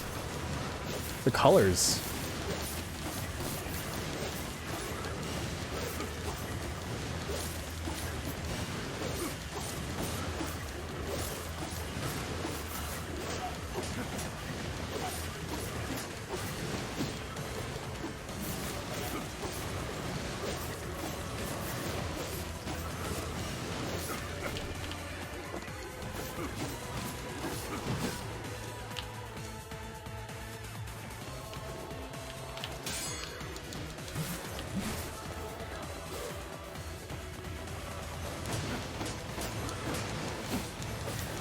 I'm like taking off their armor and stuff too. They're not dying.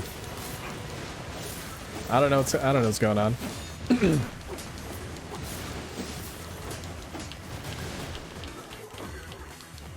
Oh, finisher.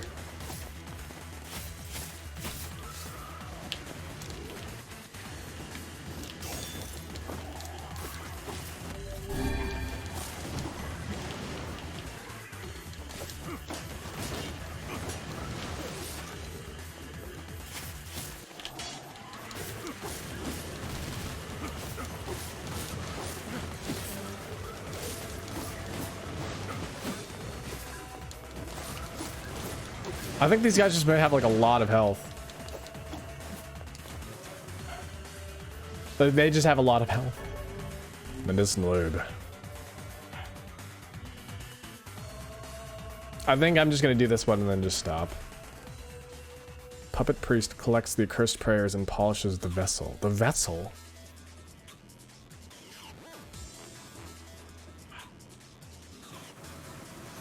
Okay, I see. Rail shooter time?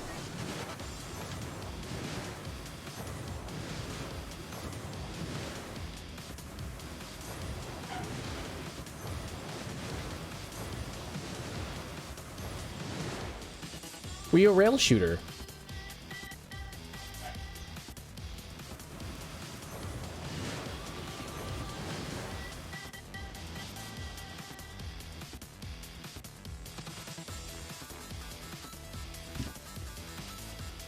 Man, Pokemon Snap is looking a lot different nowadays.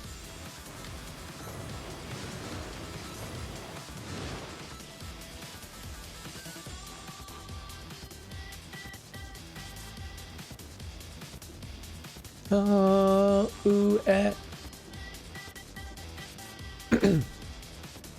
Eh.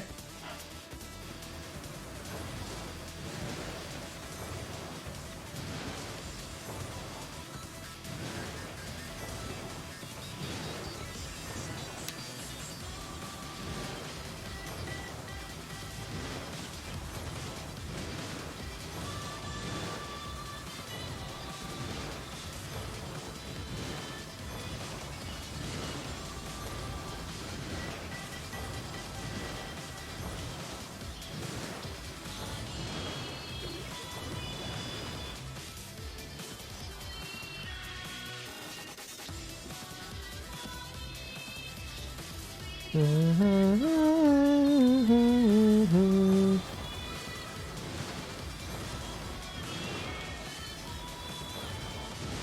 bullets are locking into something off in the distance. What is that? Oh, what is that?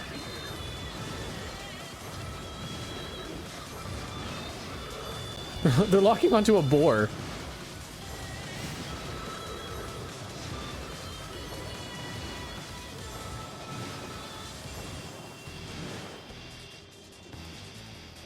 Wing, wing, wah, wah, wah, wah, wah, wah, wah, wah, wah, wah, wah.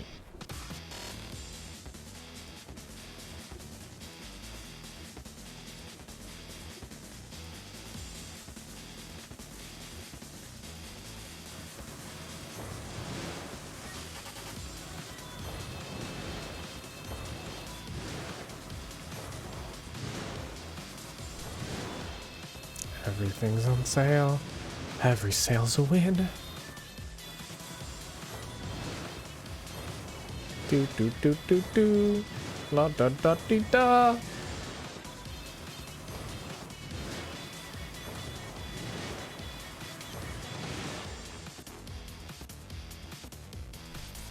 This music's fucking great. I could get off to this. I mean, I could get down to this.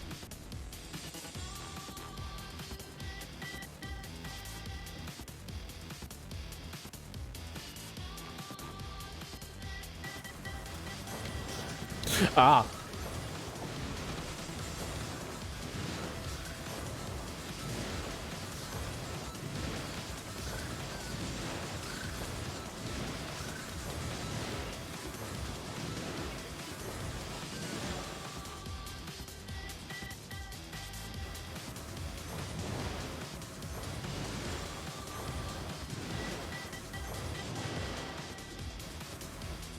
I was not actually able to find any confirmation on if the experience and money for these challenges is given every time you beat it.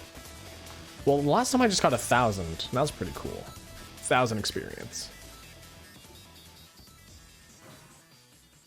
The samurai. Whoa. Oh, that's a lot. Okay, I think that I'm gonna stop here for that one. Wait, there's 3. Is there only 3?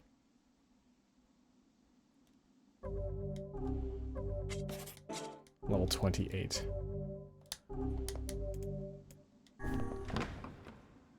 I can always come back, yeah. Maybe I'll do more later. I asked Devila if hooch tastes good. I'm sorry, what? Hey, Devila, can I try your hooch?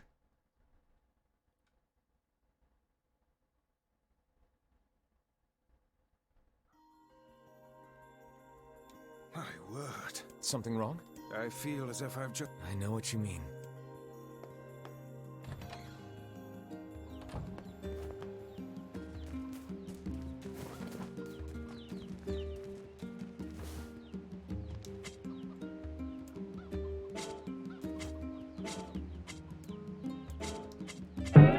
Booba! Thank you. Only 3, but it's recommended you're level 40 for the 3rd. That is something I do not have. I am not level 40. I think my plants died. I'm definitely certain that my plants died.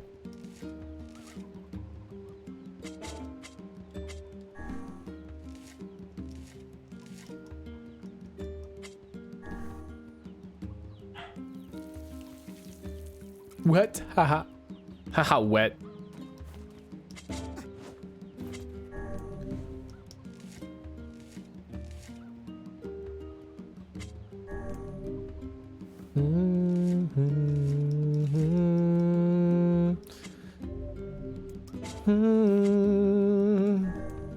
So here's the weird thing, like, in this game, circle is to interact with things, and then like it's X to press confirm. Is there a way to switch that? Okay. See, I keep wanting to press circle there.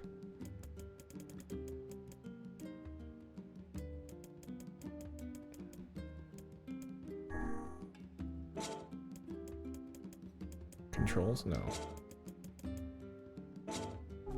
I guess it's just like that. Devila. Popola. Popola. Hey. Hey. Oh, hi. I kinda thought you'd never talk to us again. I understand you're doing this for the village, and that you don't have a choice. Pretty much. Fool's yeah. Lament is the strongest two-handed But sword. look, It's too bad I why don't you go fucking talk to hate Popola? two-handed swords. I'm headed there next. Oh, Yeah. sorry about yesterday. I should. You don't need to. Let Emil and kind. Oh, Let's check my weapons then. What'd I get? Fool's Lament. Oh my god.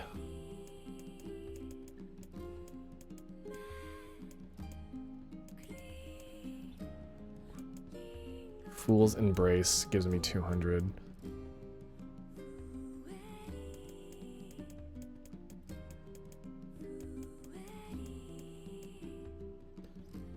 Even Ancient Overlord is more powerful, and it's very light, so I'm not sure why I'm using Faith right now. Uwata. Here, I'm gonna try Fool's Embrace and see how that is.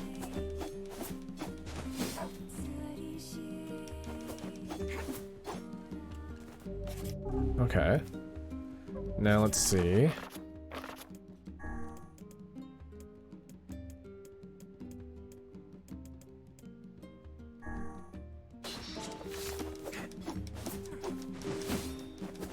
I think I'm gonna take Fool's Embrace.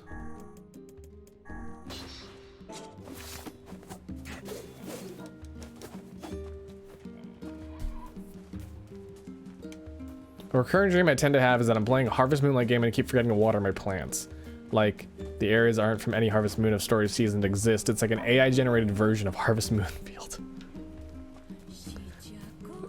An ever-changing, like, imagine like a game that gaslights you into thinking that you watered your plants, but didn't.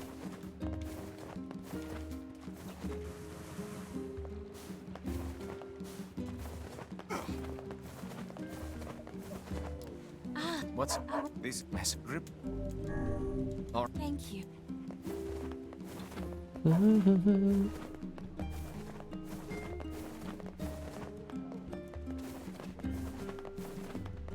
I wonder how much it takes to upgrade these weapons.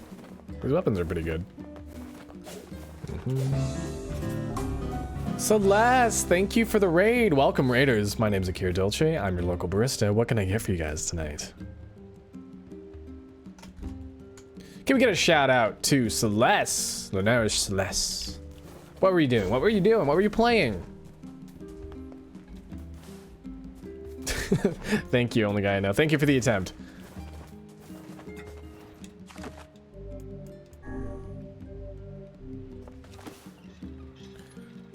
What do you say to an angry 300-pound baked potato? Anything. Just butter him up. Could I get potatoes? We don't... I'm sorry. We don't serve potatoes here. Sir, we sell food here? Just chatting. What were you guys chatting about? What are you guys doing? Burgie? No, please don't. Please, no. Potatoes is a food. It sure is a food. So, we serve food here, sir. What's a potato's favorite horror movie? Silence of the Yams. I'm sorry, did you guys just have a just chatting where you just did potato puns for like 2 hours? Because if so, I'm sad I missed it.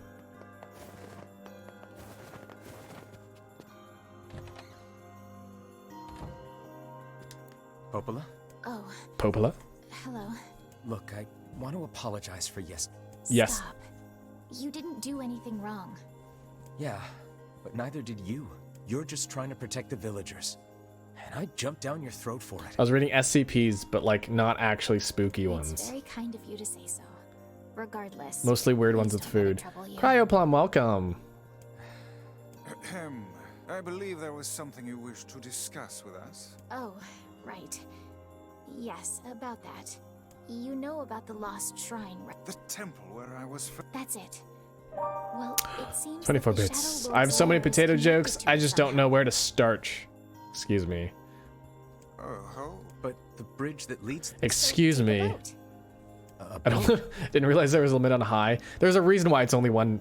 There's only one Yes, channel the canal's point. finally been repaired. It took a lot longer than expected. What with the shades. It's just to say hi to me. Hi, Amadeus. I also Hi, asked baby them Etch to again. provide a boat at the path I was to planning on unlock Shrines spamming back it. entrance. Yeah, one high per person per stream. The ferryman will let you use it free of charge. That should make. Thanks, Popala. And for the love. Hi, Prismaya.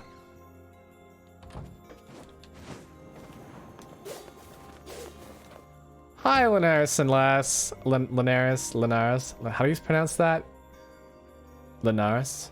Lenars? Sorry, I always just called you Celeste. I have no idea how to pronounce the first part of your name. The path above the entrance to the shopping district should lead to the boat landing. how excellent to know the canal is finished. Hopefully this puts Celestio our days of running all Wineris. over behind us. Linares. Faster we can move. Celestia Wineris. Okay. Let's use it as often as we need. So I just have to go back to the Lost Shrine now?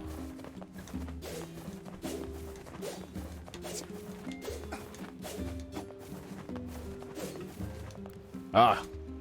Hey, look who it is. Oh. Remember me? I unfortunately know what happens to you. That red bag. Hey. Apparently. Oh yeah. Thanks. Anyway.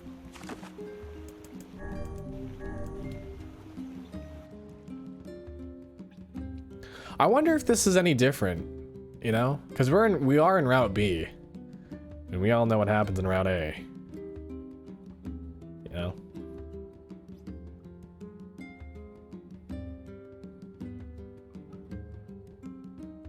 I don't, but that's fine. You'll find out Lost eventually. Shrine's up ahead, just past this cave. As well as the Shadow Lord's. The Shadow Lord. Shh, Emerald Glow, you're spoiling it. You're spoiling it. What happens to him? Even though I was like, oh man, I know what happens to you. Oh, Hansel. Oh, this is new. What do you want? Go away, you dirty defective swine. I'm not like you. I'm built different.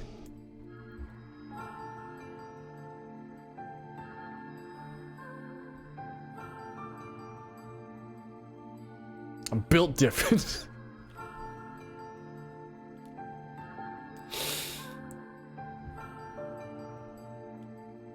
You guys don't know how much I adore that phrase, but also how much I hate it. Hey, how do you do that? I'm built different. What's that? What's that rock song that's been going around?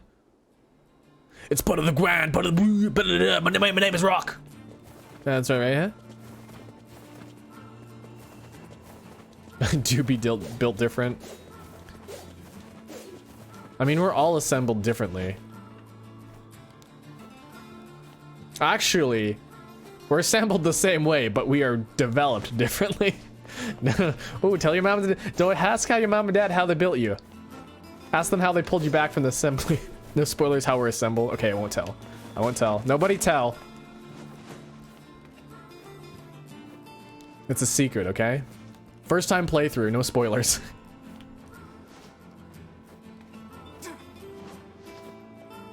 Remember how Automata's Route B gave you lore for the robots and made you feel bad for killing them? Oh yeah, that was a thing, wasn't it? Yoko Taro really be like, hey, I'm gonna make you feel bad for all the shit that you did. I mean, I guess that's like a good example of storytelling, like how like no two sides believe that, you know, they're doing the right thing. Hey, they're sitting. You again. Stop bothering me. Grimoire Vice has been taken away. Hansel is dead. There's no reason for me to exist anymore. My life is over. Just leave me alone.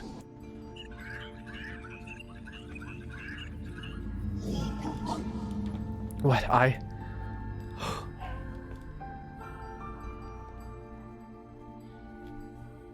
Gary! You are gonna finish your food and you are gonna like it. Yoko Taro built different. Ain't you excited, sunshine? We finally get to bathe in blood. Don't talk to me.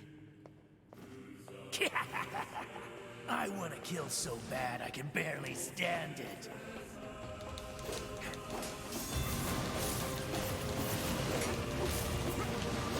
I like my version of Tyron better.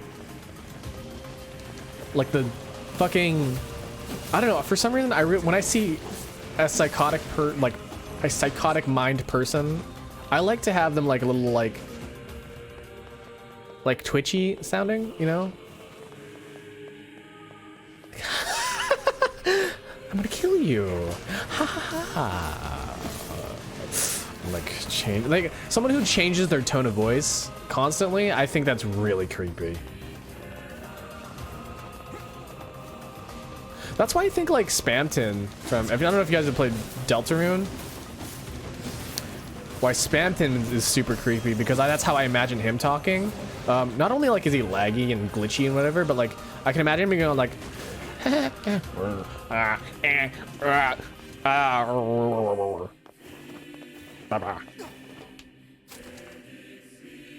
robots are scary.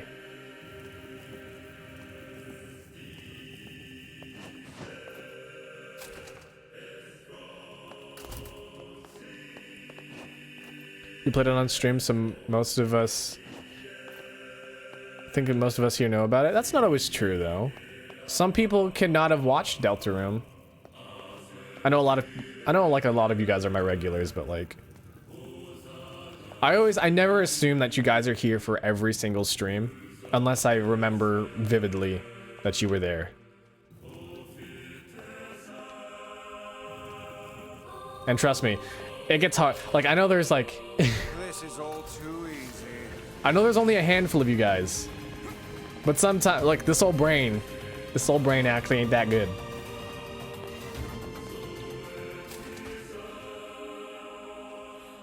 It like glitched things in general are just creepy. And that's why Missing No is always creepy. Like, I'm sure there's creepypastas about Missing No.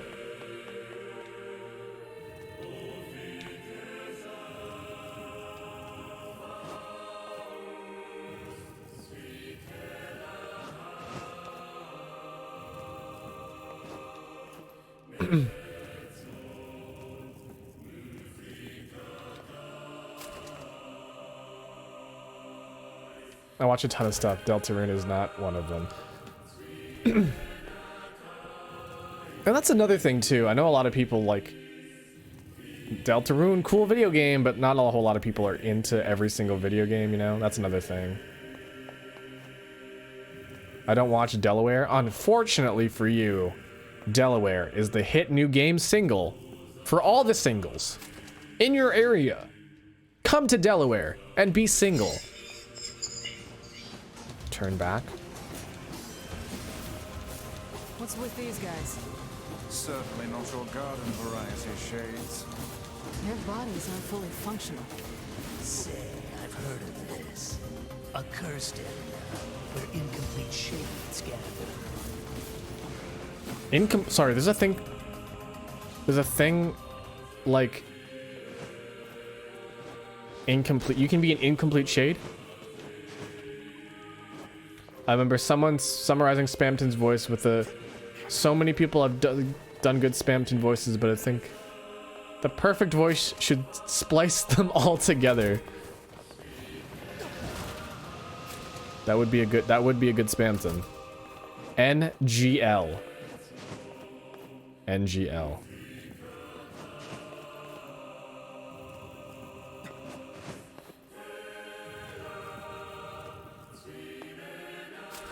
In my head, I imagine the bracket text is a text-to-speech woman. Like the TikTok speech to text, text to speech, speech to text. Have you guys ever used the speech to text feature on your phones? I fucking hate it. It never works for me. You guys want to hear my impression of the TikTok lady? This is my impression of the TikTok lady. Woof woof. Would you like to post this dog? Welcome. I am on TikTok.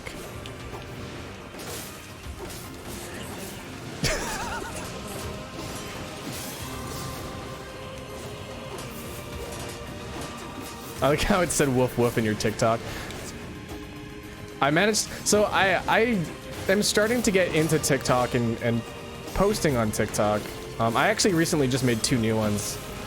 So if you want to check that out, you can totally do that. But if you don't want to, if TikTok's not your thing, I don't mind. But a lot of the little quirky uses of text to speech really get me going sometimes. So I was like, I need to implement that.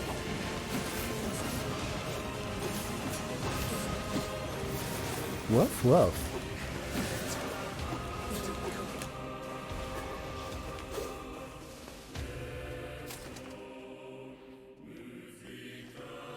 Do you guys want to see the dog poster? Do you guys want to see the dog poster? Hold on. I'll show you guys the dog poster. Let me show you guys the dog poster. Ah! Dog poster! Woof woof.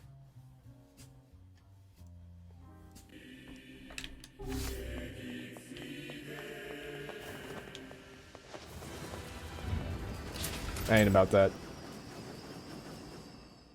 I was in another tab. Alright, somebody post this dog. Class dismissed. Somebody post this dog. I've treated you all poorly. I mocked you, betrayed you. All because I went gestalt before the change was complete. Because you went gestalt before the change was complete. But after this, I think I understand you.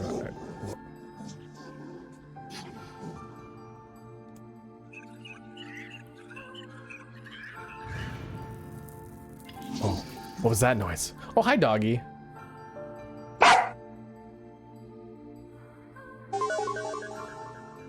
He went turbo.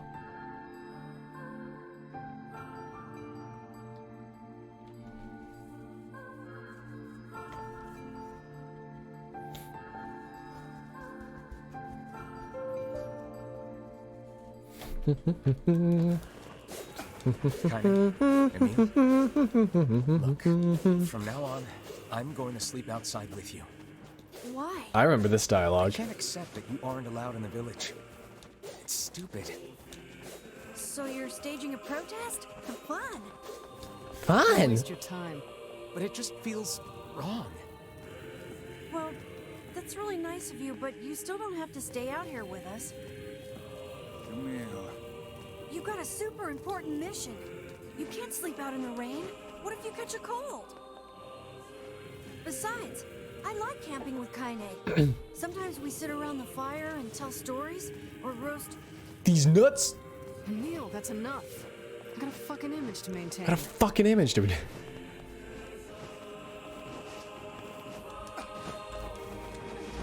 We seem to be surrounded by a mob of helpless puppies. Just kick him aside.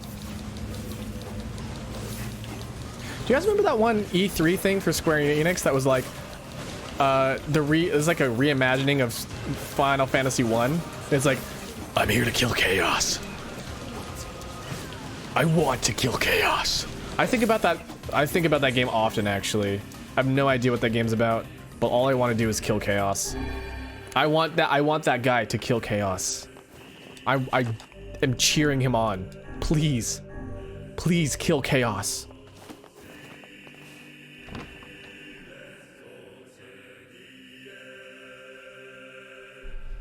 I keep thinking about the 20-minute section of Guardians of the Galaxy. Listen, let's not talk about that. Let's not talk about that.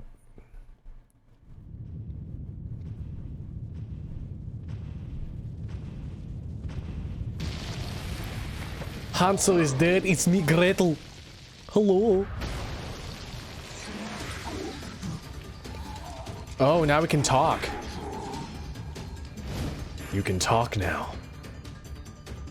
There was a demo out for it, I think. I think it was limited only to PS5, so... What's going on? Only if you had a There's PS5. dozens of them.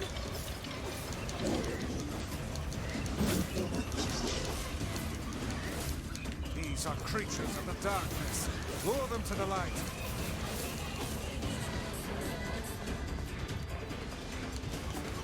Pathetic to the end, I see. Aim for that statue. It's the leader.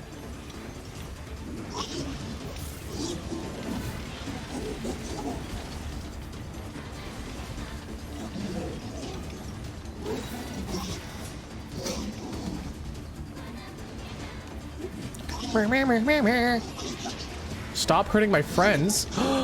Okay. Oh, you're funny. I'm gonna start crying. I don't like this tyrant person.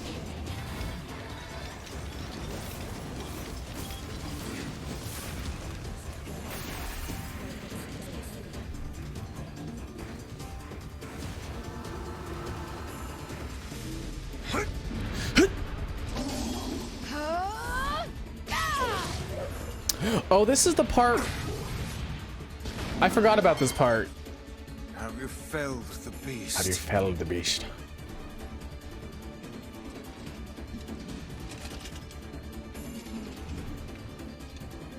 I fight for my friends. He's got friends too. This is one stubborn son of a bitch. You stupid son of a bitch. Damn it! Hey there, sunshine. You ain't feeling bad this week, are ya? Ain't no turning back now. You got a lust for blood. Embrace the slaughter.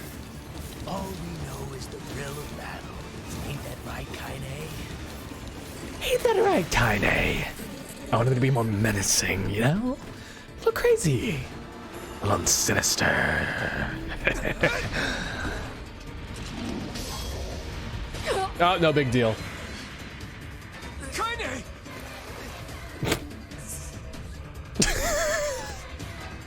She's fine, don't worry. She lives, don't worry. Oh, you're kidding me.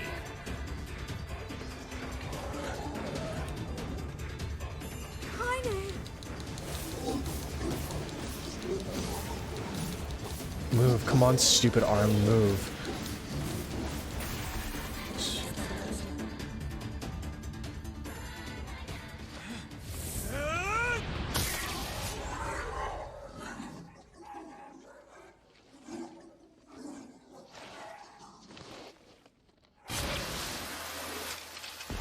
That's a hook. Sorry, if you stab someone with a hook, you have to use the other end.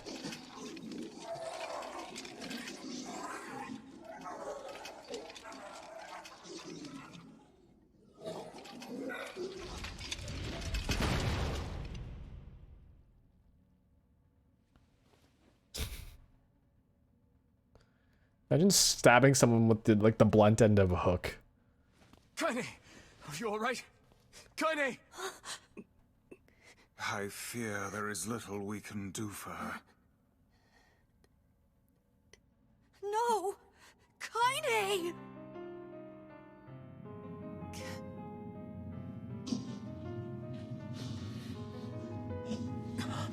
What is happening? It's all over for you, sunshine. Kaine! Kaine!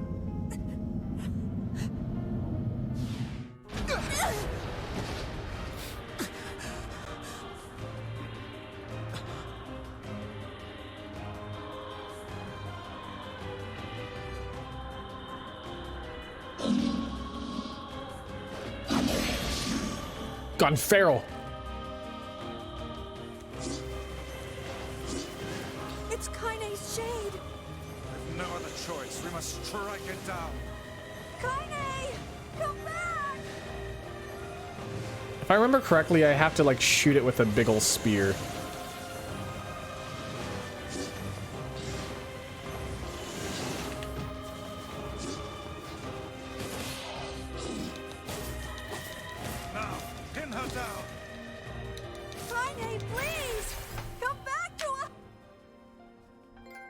Oh dear.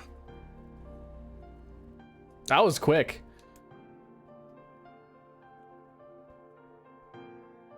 Kaine! Kaine! Kaine! Kaine. I couldn't hold it back. Yeah, but you're alive now, so it's okay. I can't be with... We're always going to be together, Kaine. If you transform again, we'll just stop it again.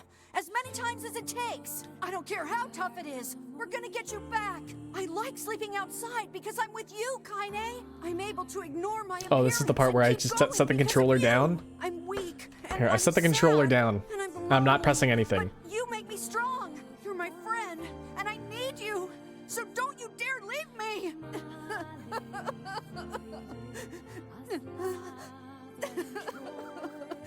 All right.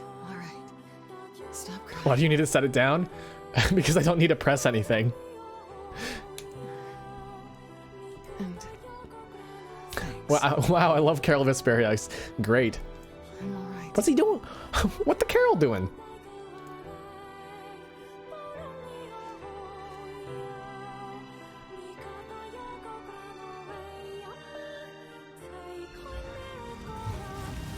Over there.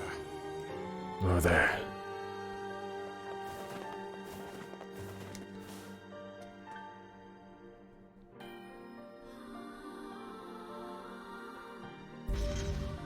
And what is this? Beats me.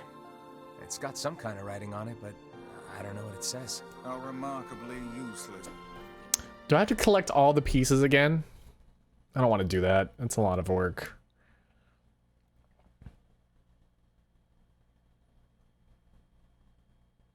It's a cipher of some... Can you determine? I think this is the key. Here, I wrote down all the words I can understand. This fragment is called... Given that you found it in the Lost... There are spaces here for 4 other fragments. Sacrifice, the Law of Robotics, the Memory Tree, Loyal Cerberus, the Law of Robotics, and the... But as for Sacrifice and Loyal Cerberus, I don't have a clue. Not a problem. If we want to fill in the words, we just... Oh, splendid. They're just shades. Besides, it's the only... It's a dean... Yeah, well, Yona's... But how can you... Because she... Because she is. Oh, right. The junk heap and the... Oh, and the villagers know how much they've sacrificed, and they're thankful. It's just... They're scared, you know? I'll hurry them along the back. I'll try. Alright, looks like I'm gonna have to do all this stuff over again. That's fine, I guess. It's fine, I guess.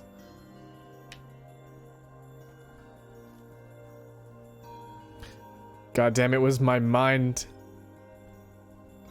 It was my mind was getting set up for the 14 version of that theme. It's good, isn't it, though?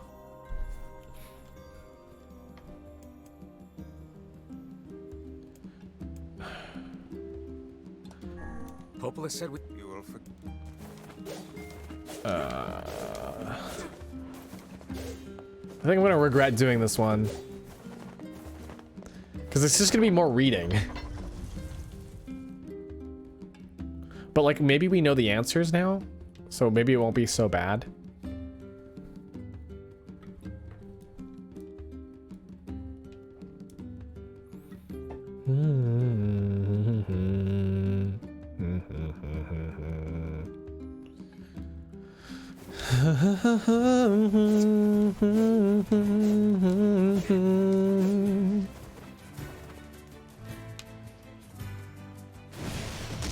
Ow.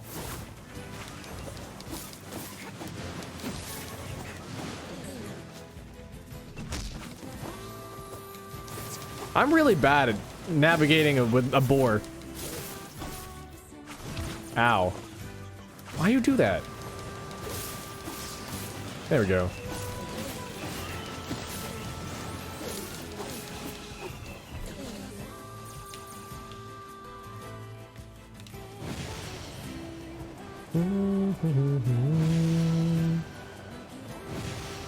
Hearing that theme actually just makes me want to play 14 again. It's not it's not even a 14 song, but the fact that it played in 14, I'm like, ah, yes. You can pretty much speed through now. Most of the unique dialogues is in cutscenes. Okay.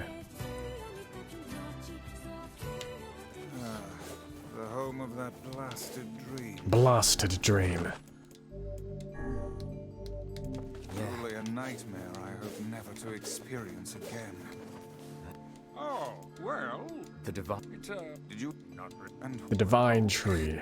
Weird. What route are you on? I'm on Route B. Route B for baby. Route baby. Baby route. why do we seem... You should hang up. Is the dark entity that governs all memories. May the words form themselves to your liking. That's new. Does that mean it'll tell us what we want to know?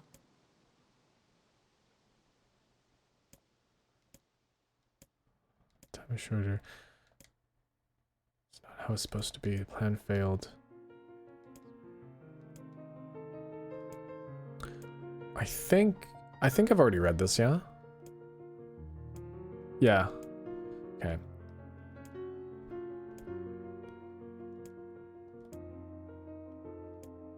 Here we go. Okay.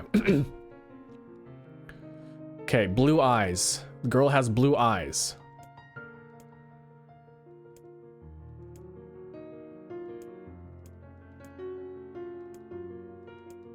Envy. Warrior. Red eyes. The enemy has red eyes. Another. How many does she murder? 23 companions.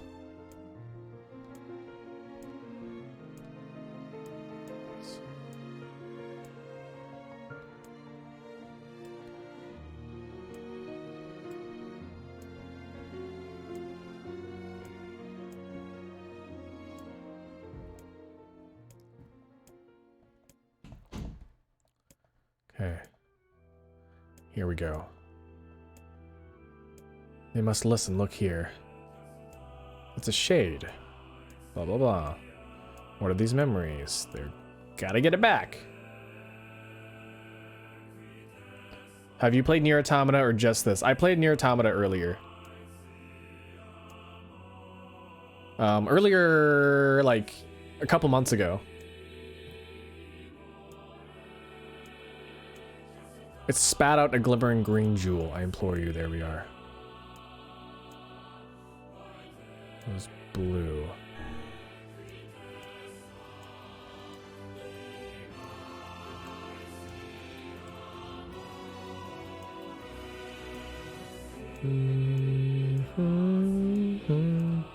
How many were lost? 23 friends. How can the world of letters I'm most important? Yona! Sorry, Booba! What's the most important thing in the world? Booba.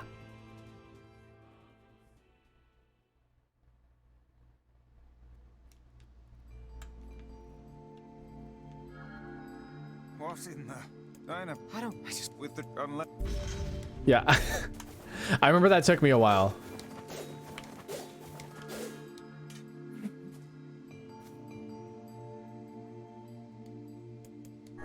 Maybe Popola's found... Very well. I want to go back to Popola, see what happens. Because I never actually went back to Popola on my first route playthrough. I just like went from place to place.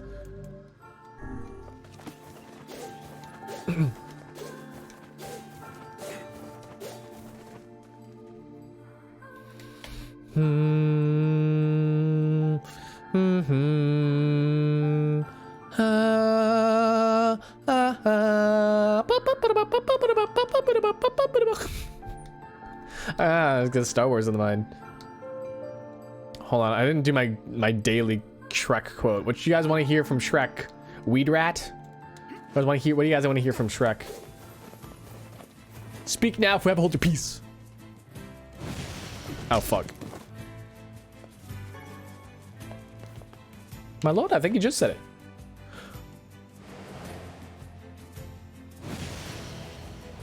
The ogre is in love with the princess.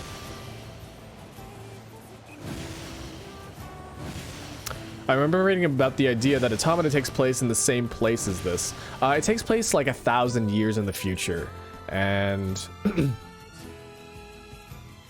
so they're like disconnected stories, but they're connected in the same universe. I can kind of explain some of it. I don't know this entirely because I haven't finished this game yet, but I know bits and pieces. The physical place. Is it the physical place? Did you see that Yoko Taro said that his new game is not connected to Drakengard and NieR? Because I do not trust him. I don't either. He's lying. That's like, fuck, what's his name? Who the fuck is that guy who made JoJo? The JoJo guy. Araki, yeah. It's like Araki saying like, by the way, this Joestar character is not related to JoJo whatsoever. He just happens to have the same last name. And then he's like, by the way, it's JoJo. And like everyone's like, yeah, we know. Yeah, we know. And then every Yoko Taro is gonna be like, this new game, not related to NieR at all. And then everyone's like, yeah, we know. Yeah, we know. That depressing shell of a village? Not so much anymore, it sounds like. I just got this letter from the village chief. Have a look.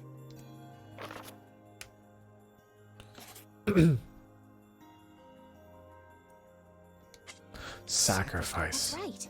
You're amazing. I'm afraid Grimoire Vat. What do you? The area, and now I agree. You're Oh, I forgot about sacrifice. I was like, what is sacrifice again? I was like, oh, I know now. Oh, I know now.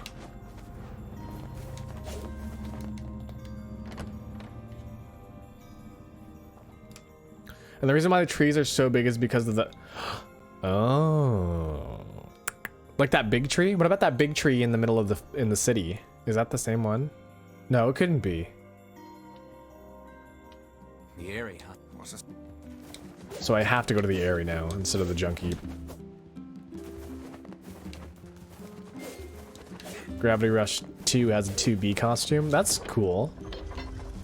Why isn't 2B in PlayStation All-Stars? Why? Tell us. Tell us why.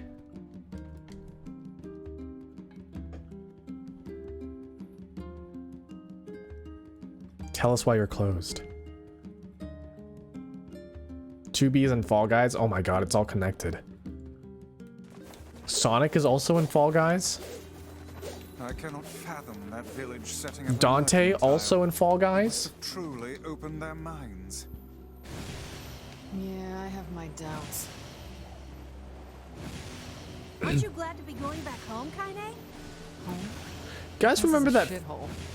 You guys remember that Ryu was in Fortnite? It's home to so many terrible little memories, isn't it, Kaine? Shut up, shut up, shut up! Shut up. Grab a brush and put a little makeup.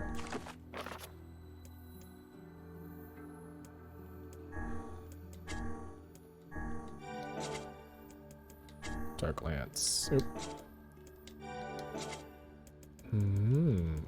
Oh, that's right. I'm using a weapon. There we go. That I wasn't using before. Best words. Alloys in Genshin Impact. Oh, I forgot about that too. When's the Fortnite collab with what? 2B? I want 2B to be in Fortnite. No, Alloy's on mobile now. As of like 2 days ago or 3 days ago. They just released her onto mobile. And I got her and I was like, wow, Alloy's here. We do not desire. We do not desire needless conflict. If we can continue to live with humans, then we can continue to live peacefully. But that young man will come. Yes, the young man will come. He will kill us all, women and children included. But not just the women. Not just the men, but the women and the children. I'll kill them all. What should we do?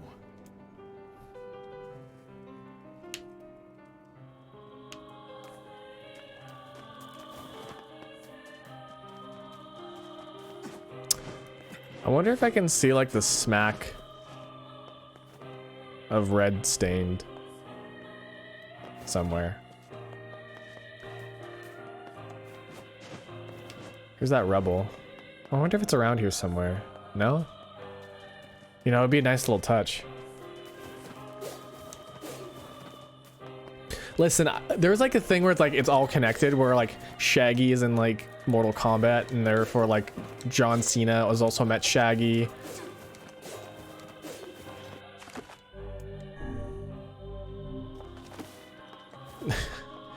So like canonically, Solid Snake has met Shaggy or something.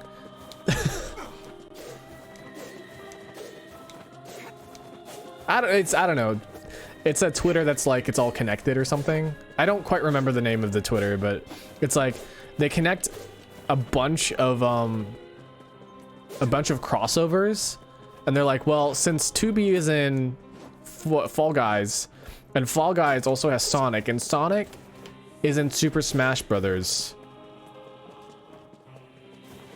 and Super Smash Brothers has Sora, and Sora has fought with Cloud and Sephiroth, who are also in Smash Brothers, and Cloud has met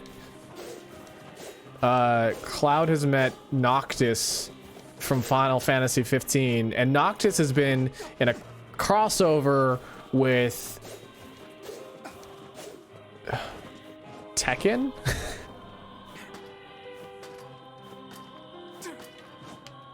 I don't know, things like that, and then it's like, oh yeah, it's all connected.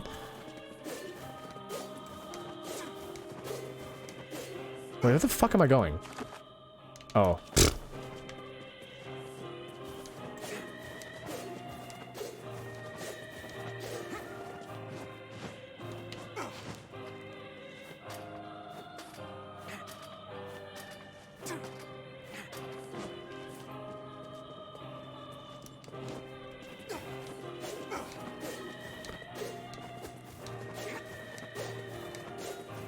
So all in all, 2B has met Noctis and they fucked.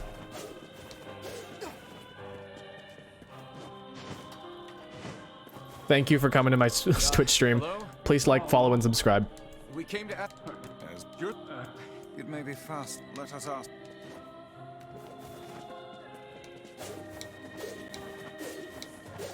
Tubi's a robot though. So? Just install a uterus. It's fine. It's an artificial one. It still can function like a real one. It's okay. Just install it. Yeah, just install it. Did I stutter?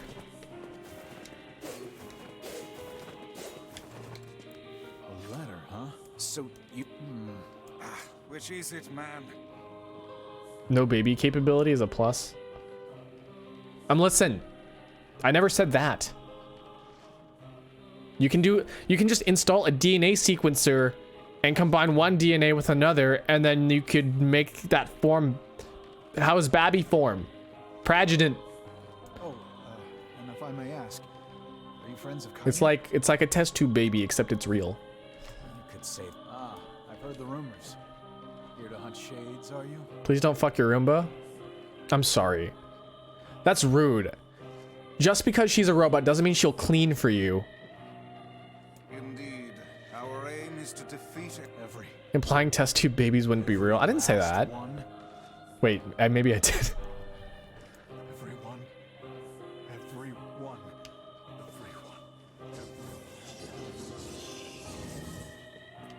Vice! Beware, this man is a shade. Damn it, it's a trap. I didn't want to do this one just yet. But here we are. You guys sure are taking your goddamn time. 1,000 apologies. We were distracted by the local welcoming party. Want some help? A carnival of murder. I love it. Yeah. Tyron, shut up. Kaine, the villagers are possessed. But not all of them. Some are still human, so be careful. Human, he says. Human.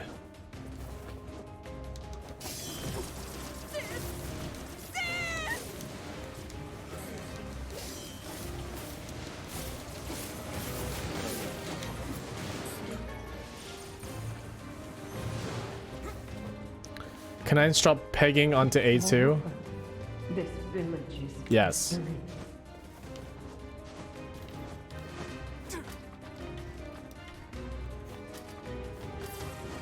I wonder if the NieR mobile game is canon. I wonder myself as well. Get out of here! It has to be. No way! I'm not going to abandon my own sister! Kaine, what's going on? Don't be fooled by this lady. She's a shade.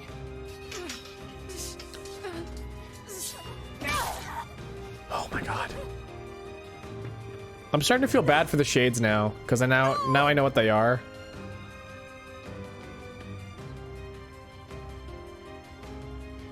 You people are the monsters here! Stay back, kid.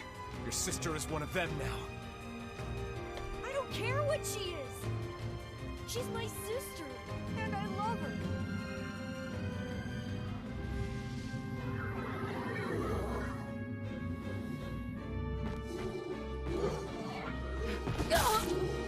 See, that's where I'm like, wait a second. That shade totally could have just hit that kid in the back, but goes straight for Kaine, and I'm like, wow. Wow.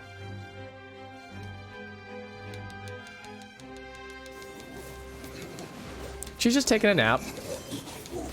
Why have you done this? We wanted to live our lives in peace. Stop it! Don't hurt my sister! You monster, you possessed monster. Me? It is you who have lost your humanity. You are the true monsters. What madness. These people are behaving as if we are the villains. You are the cursed ones. You're the ones who should die.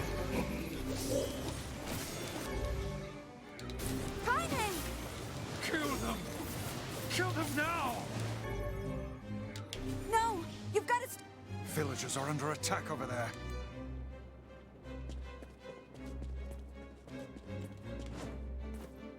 Has this village maybe understood what the shades truly are?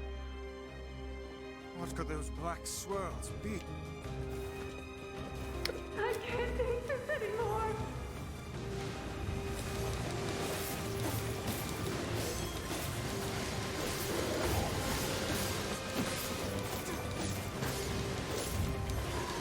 The people wanted Kaine dead, which is not surprising. I beg of you! I always thought it was weird how, like, these people just didn't care that they were shades. I think they knew. They're like, yeah, I don't care if this person's a shade.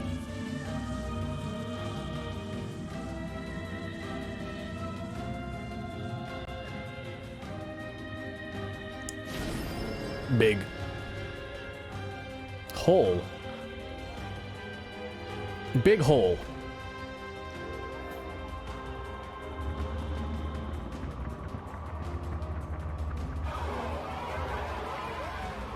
So one thing I actually really appreciate. Is this beast a What I shade appreciate. as well? Why can't I say appreciate? I keep saying appreciate. What I appreciate about this game and like NieR Automata is that I have to play a bunch of the Why can't I talk tonight? I have to play a bunch of the sections all over again. Am I having a stroke? I have to play a bunch of these sections over again, but because I'm powerful and stronger than last time, it's a lot faster. Something from within the creature.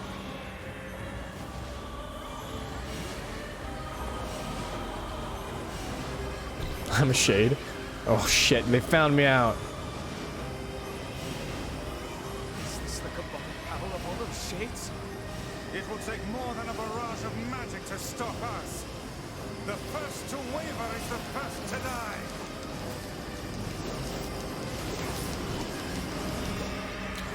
I'm wavering. I'm wavering. I'm wavering. Coming from the center of that eye.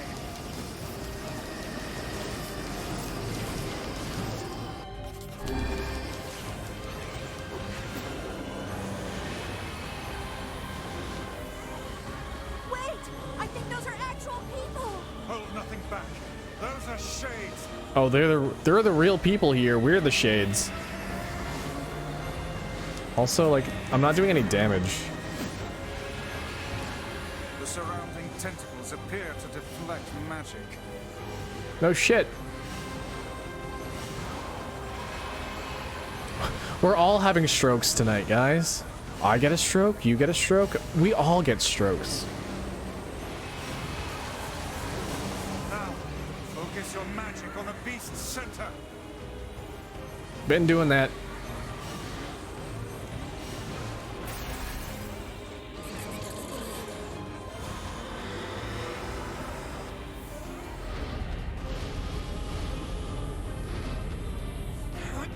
See, redoing parts of the route isn't that bad because you are stronger and it's faster.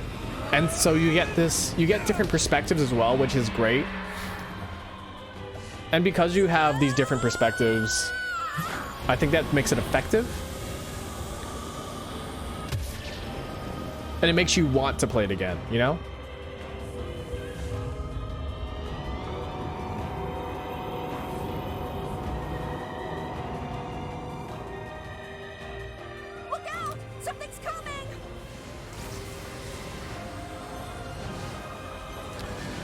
The airy villagers not caring about the shades. Who?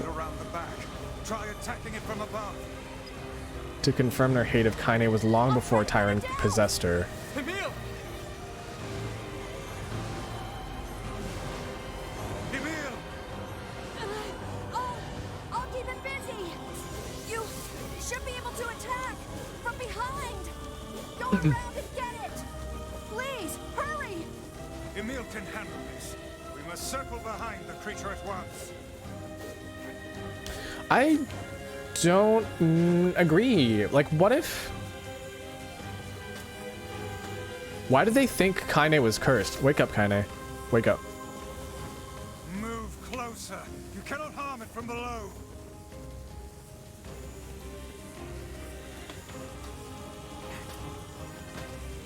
They just thought she was cursed, right? Well, what made everyone think she was cursed? It wasn't the fact that she was possessed by a shade, because that happened afterwards. You must strike it in the eye. She's intersex. I would believe it.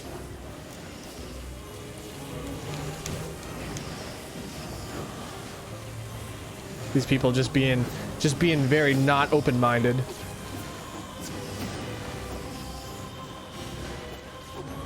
How dare they? Is it the white hair? Escaping to the inner level. I'm coming. Gotta catch my breath. Oh, I did not even... Careful, Emil. Won't help anyone if we lose you here. I didn't even consider that. I haven't even realized it yet.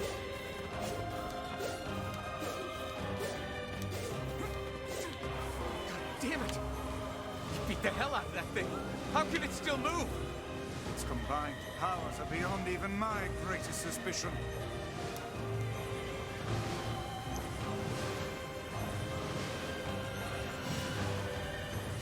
Maybe it'll Come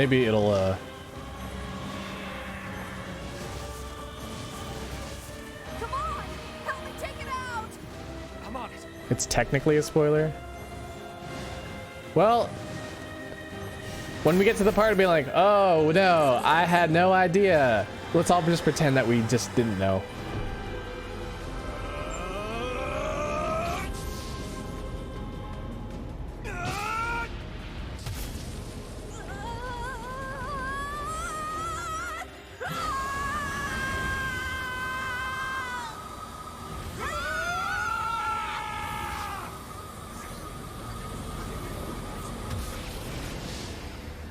Damn.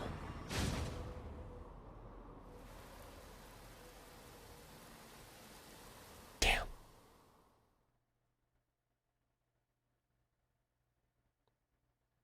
Thermonuclear attacks are useless. Oh. Booba! Sorry. Emil, wait.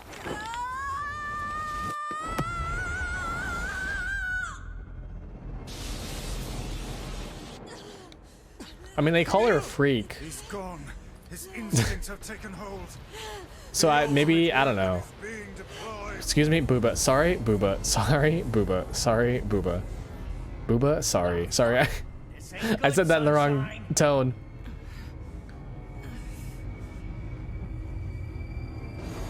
Booba? Booba? Sorry. Booba? Sorry. Booba? Sorry. Booba? Sorry. In Japan, it's more explicit. Her bullies are brutal and strip her, apparently. Ooh.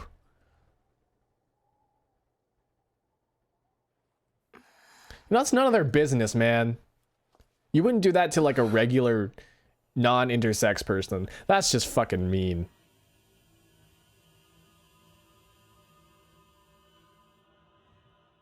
You would just do that to a person in general. It's so uncalled for.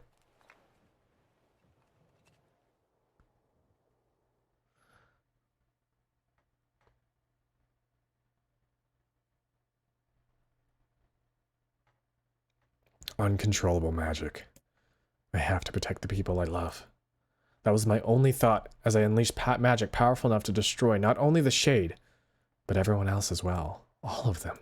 So many innocent lives. Destroy, eviscerate, crush, kill. These are the dark impulses that overwrite all other thoughts. As a being that was created to be a magical weapon, these are my instincts.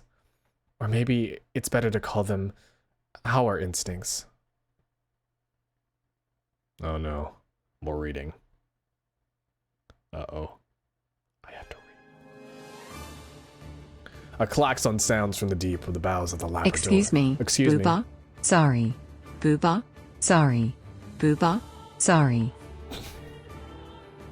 Thick metal shutters drop down, sealing off the room with a series of dull metal thuds. Abort the experiment. Number 6 is out of control. Everyone get out of here now. Get out! The researcher's words are abruptly cut off as a massive hand materializes out of the gloom and lifts him high into the air. The researcher begins to scream. He screams and screams, the sounds echoing off the walls of the laboratory until the hand squeezes down, coating the room in a deep crimson hue. The rest of his colleagues stand in silence, mouths open, unable to process what they've just seen. Then a female scientist takes a step back and lets fly a heartbreaking wail. But this is a terrible mistake, for the sound of her cry suddenly brings forth a monster in all its terrible glory. Its body is a bloated corpse, its head a grinning skull, and is massive, many times the size of a human. The head lolls from side to side as it tromps about the room on all fours, bringing to mind the wild maneuvering of some wretched starving beast. This creature, this thing, is experimental weapon number 6. Also known as Halua. Oh no, please stop. Oh God, save me. I don't want to die. One by one, the maddening cries of the researchers are silenced. If number 6 stands to their petitions, it pays them no heed, instead continuing the rampage of destruction and slaughter with a focus that borders on obsession. After an eternity, the screaming stops. The alarms fall silent. And only then does the creature make a sound, howling with an unfathomable roar that echoes up and down the empty halls of the blood-soaked laboratory. It is a sound that curses those who dared bring such evil into the world, and yet one that also seems to be pleading for help.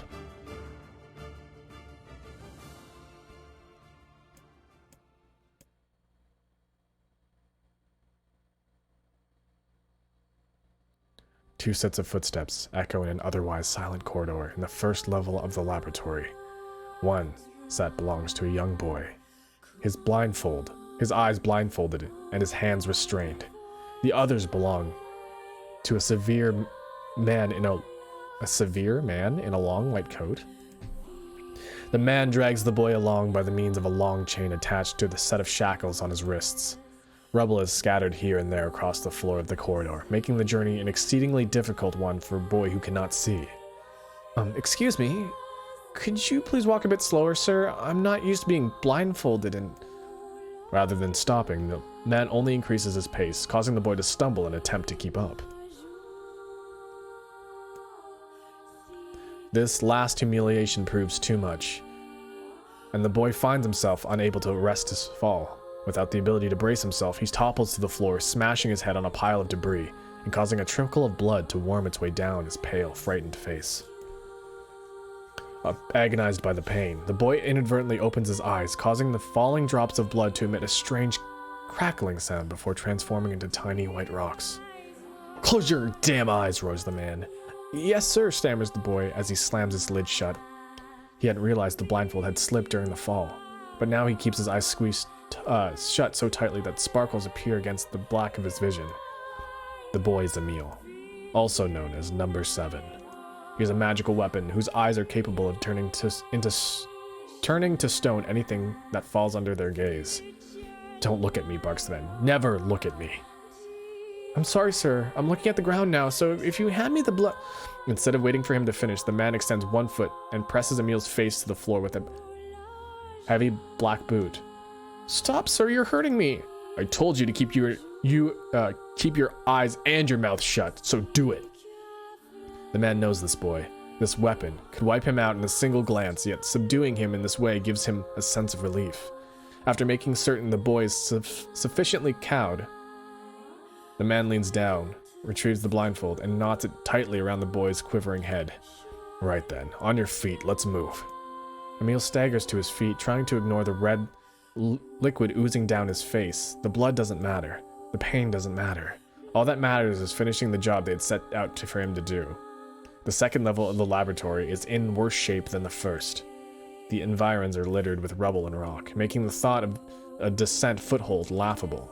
When the man's eyes linger on a section of rubble stained in deep red, he has a sudden image of warm, gooey brownies slathered in a strawberry sauce. His stomach lurches at the thought, but when he attempts to avert his eyes, they land on the remains of a human being rendered into what could only be described as paste. The man blinks. His eyes go strangely blank before attempting to determine exactly how many humans had to be sacrificed to create the scattered piles of flesh around him. After a moment, his thoughts simply cease altogether. It's as if his mind realizes that trying to put such a thing into form is folly. "You can go the rest of the way your own," says the man, in a much weaker voice than he wishes it to be. "I mean, what does it matter? You're not even human. You're a monster." With this, the man spins around and dashes back down the hall. A helpless Emil simply listens as footsteps of his erstwhile captor fades into the distance. Emil finds himself in a room with the stench of blood and death. For a moment, he considers opening his eyes, but the thoughts of the horrors that await him quickly squash this plan. Instead, he stands still and listens intently. Eventually, a far-off sound reaches his ears. "That's the howl I heard before." Emil resumes walking, using the sound of the distant voice to guide him, almost as if it were calling him home. By the time Emil reaches the third level, he's moving on memory as much as sound. His hands and face are covered in fresh wounds from numerous falls, but every time he thinks about giving up, his mind returns to his sister. We studied together. We ate cookies together. We cried together. We laughed together. And sometimes, I was the only one who got yelled at. That's why I was never lonely. Our being together allowed me to stay strong. For Emil, his sister was all he had to live for. So holding that feeling close to his chest, he pressed down one slow step after the other. Finally, Emil finds himself drawing close to a certain experimental chamber in the deepest parts of the laboratory. The howl is very close now. As he touches the switch that controls the door, he thinks about his mission. Number 6 is the ultimate weapon. She is his sister, and he must turn her to stone. The door slowly opens, revealing the massive interior of the experimentation chamber. After a few steps, Emil removes his blindfold and slowly opens his eyes. His sister lurks before him, but she looks nothing like the girl he once knew. Instead, he sees a savage beast crawling on all fours through the shredded remains of the researchers. As the thing that had been his sister stops and tilts its head in Emil's direction, he focuses his gaze on it. A series of soft, crunching sounds emerge from the creature as his magic does its terrible work. First, the fingers, then the hands, arms, legs, head. What little color the beast once possessed fades to a dull, ashen gray, and yet somehow, it summons what strength it remains and pulls itself towards Emil, one slow, lumbering effort at a time. Wailing, the massive monstrosity closes in. Is she worried about me? Or is she coming to kill me? Emil feels pressured to accept either outcome. After all, this was his older sister, the person he'd loved more than anyone else in the world. Halua, The moment Emil speaks, number 6 comes to a sudden halt. Silence descends on the chamber as the siblings stare at each other. I'm sorry, Halua, but everyone says you're too powerful. They say it's too dangerous unless I seal you away. I'm so sorry. Emil watches as her body begins to turn to stone once more. Number 6 simply waits in utter perfect silence. I'm sorry. I'm sorry. I'm sorry. I'm sorry. The moment number 6's petrification is complete, her memories flood into Emil's mind. The two of them huddling together in the cold, all alone in the world, with no one to protect them. All she wanted was to save her little brother, and yet, it was the little brother, in a sense, who saved her. The moment the petrification is complete, Emil sinks to his knees. A frozen sister, and a little brother racked with sin. Alone in this cold cage, the two of them weep in a single, silent voice.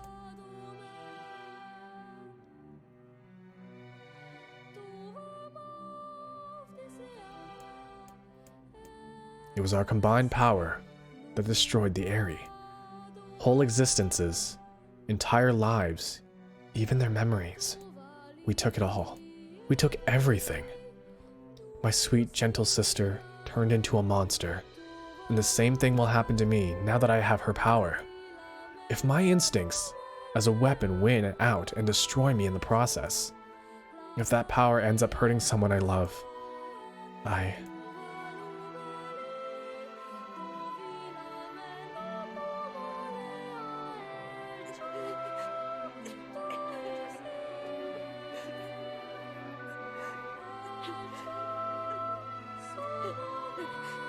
What have I done?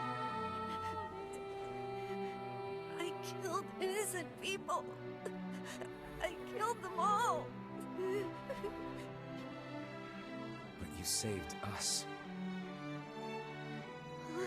If it wasn't for you, we'd all be dead. We owe you. But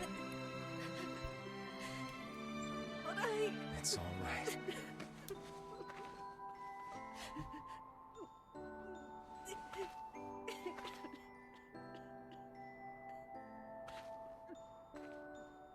Really? Don't look back. Don't look back. You saved us, Emil.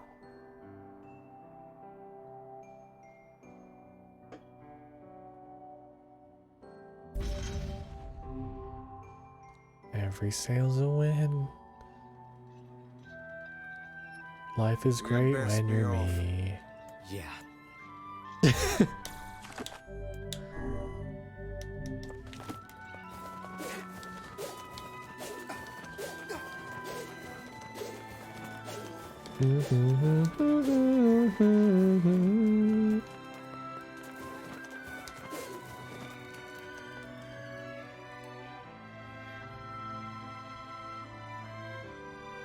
Damn, son.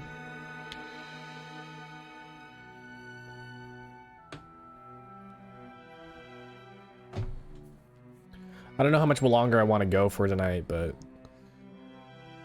we might. Popola said we might be able to find. Perhaps we can.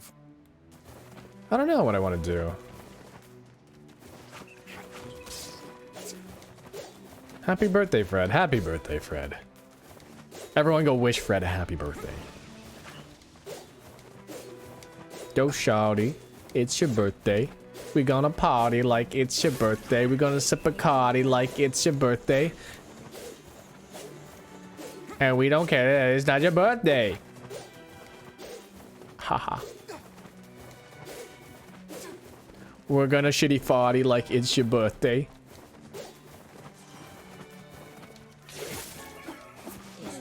We gonna shitty farty. Have you guys ever been to a party city? I have not. But I know that Party City has some crazy costumes.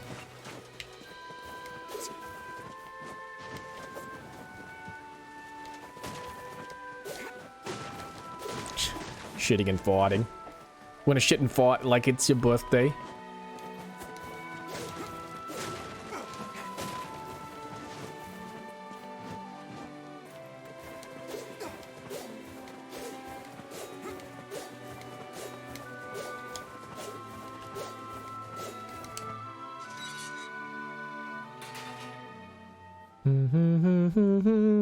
Every sale's a win.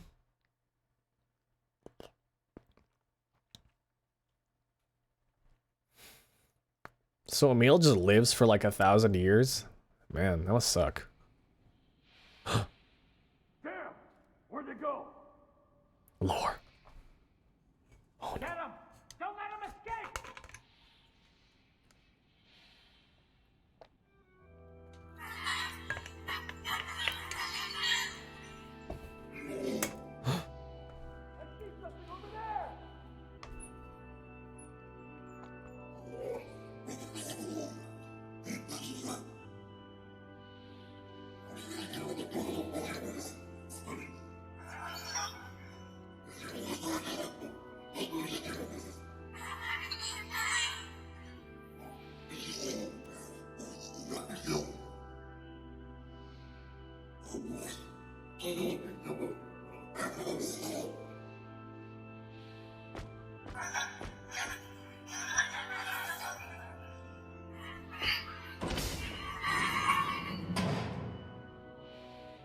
Here! They're in here!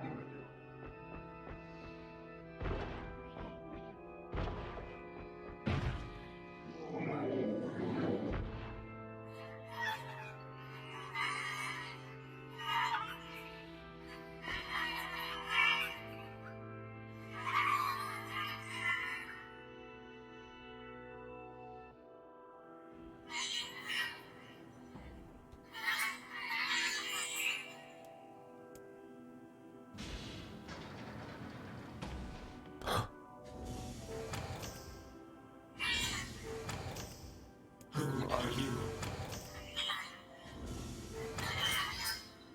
I'm Khalil, what is your name? Military defense robot, P-33. His name is P. You are an intruder. You must be eliminated. Error. There is something leaking from your eyes. I'm crying, you big dumb robot. I miss my mom. What is crying? Who is Mom?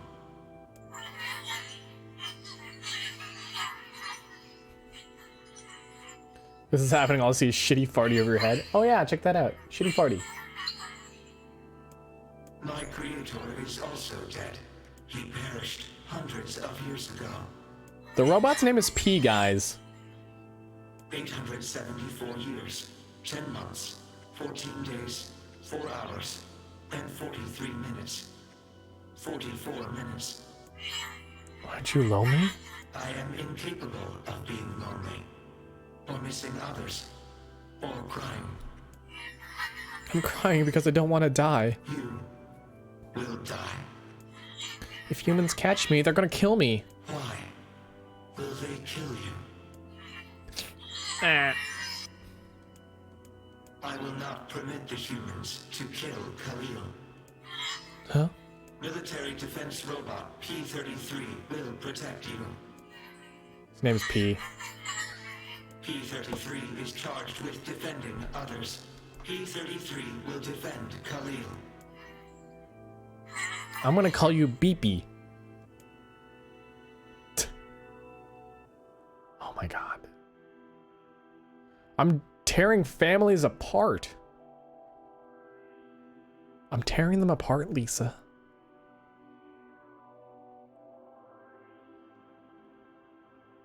She says we can have it to get some together when I'm all grown up. Man, he's gonna have the taste of Devola's hooch. Man, there's gotta be tons of machinery here. Yeah, but I don't know how much we can actually use. Oh, wow. Check this out. It looks brand new. Hey, be careful, all right? This place is dangerous. I'll be fine. Oh no! Huh? Look out! Huh?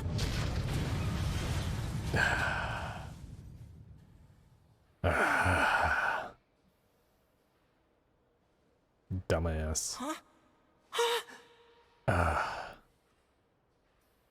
I know it was an accident, but damn. Jacob! Oh god, this can't be happening! Jacob! Jacob! No!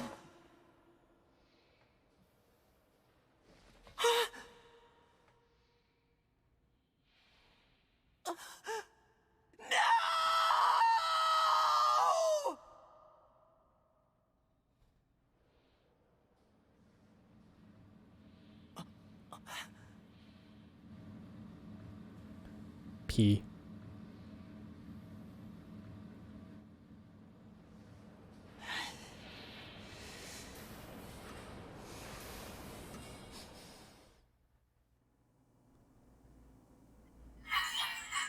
Whoa, that was scary. The noise of the intruders caused the structure to fail. They should have proceeded with more caution. One intruder has perished. That's terrible. I don't think they were chasing me. They seemed nice. Uh-oh. Is this why he hates robots now? Yeah, he was just standing there.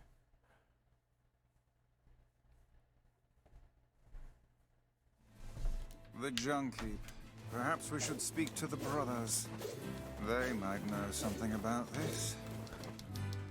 Mouse. You'll be hooked on the brothers. It's Mario and Luigi and Plummon's the game. I don't remember the song at all. Oh, hey there. It's been a while. You're the little one, aren't you? You've grown up. How fares your brother? My brother's been dead for 4 years. Oh, I see. Please forgive the question. It's okay. I need to ask you something. What is it? You heard any rumors about shades around here? Not the little ones. I'm looking for one that's unusually big and powerful. No, I haven't heard about anything like that. But I haven't really been listening. All I want is to destroy robots. Just rip them up. Okay. Never mind then. Wait! Yes? I recently got my hands on a weapon. A very powerful weapon. I mean, I already have it, but... I thought you might get some use. Don't we already have this weapon? Shh. These things happen the second time around. This sword has seen better days. Yeah, it's pretty beat up. I mean, there's potential, but it's fairly powerless right now. Can you repair it? I can repair anything with the... If you'll fix it, I'll get the parts. I'm so glad I decided. I'm gonna... Only the real big enemies on the second basement level have... Also, here's the pack. You got it. I'm gonna... Only the real... You got... But what can I help you with? Wonder if I can Fool's Lament. Damascus Steel, and this one is Damascus Steel. Where do I get that? Come. Do I already have it? What if I already have it?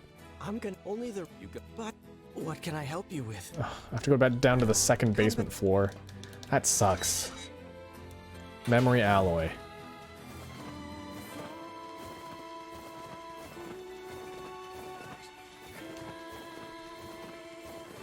Can I go through here? I think I can. Can I?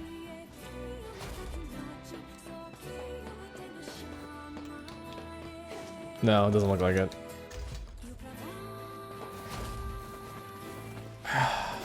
That's annoying, man. Oh, mouse. Hold on, mouse.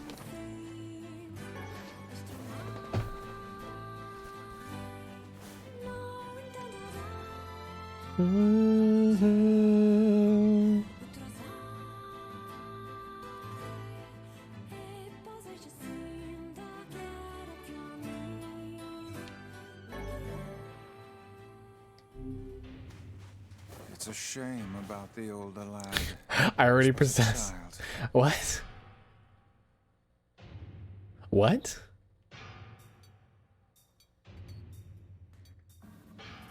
Oh. What's a ship? A large seagoing vessel that carries freight and passengers. Oh, I thought it was when you really like two characters and putting them together in really various situations. Is that that's the right ship, right? You're so great, BP. You've learned so much. You have taught me much, Khalil. You have helped to expand my vocabulary. You have instructed me in the ways of the outside world. There's a ton of stuff I don't know either. Maybe we should leave here and go explore the world. Because we are friends. That's right. Yay! It's gonna be fun. Oh, and then I put a whole fucking wrench into that plan.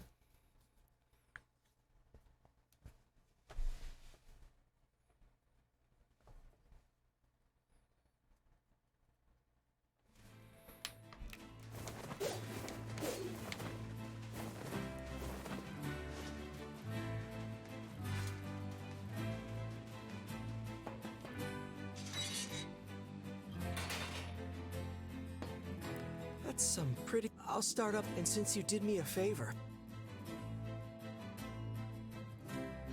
Well, this is gonna take no sense in you waiting around. That would be great.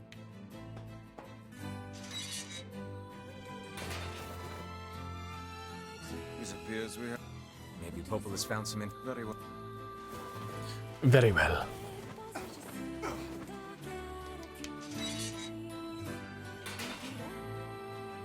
The Shadow Lord.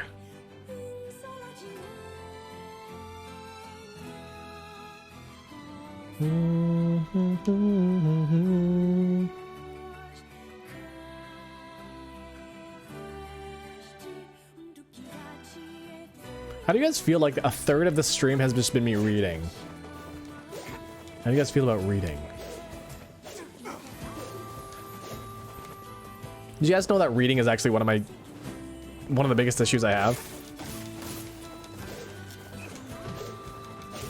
I can't read novels because I have a hard time retaining information.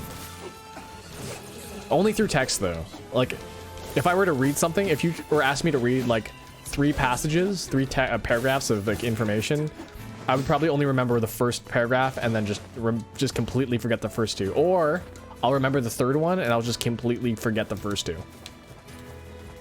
I have a really bad memory retention when it comes to reading textbooks specifically. The thing that really helps though is like reading things out loud.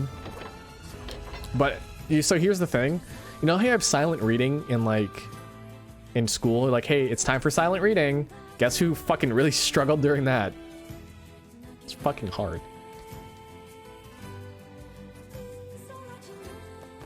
And I was also like really like scared to like whisper things, like whisper the things that I'm reading. Because if someone like hears you whispering the book, right? They're like, man, what a fucking doofus. And I got really embarrassed.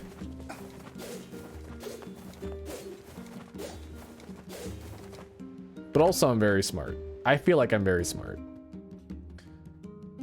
I feel like you might already get halfway through the route this stream, maybe even all the way. I was actually going to end sometime soon here.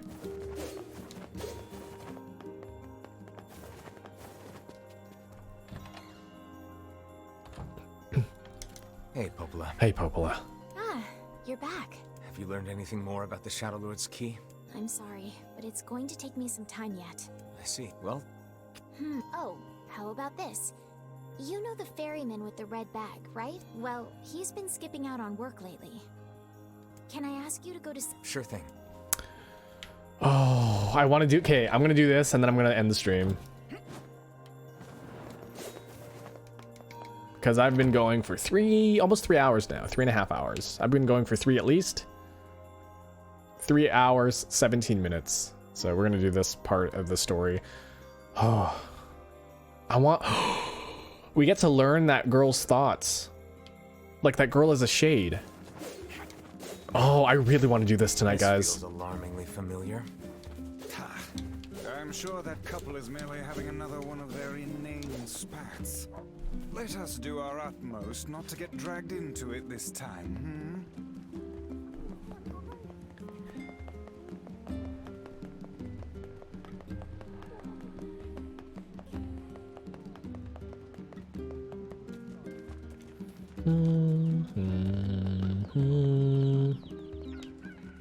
Cock-a-doodle-doo.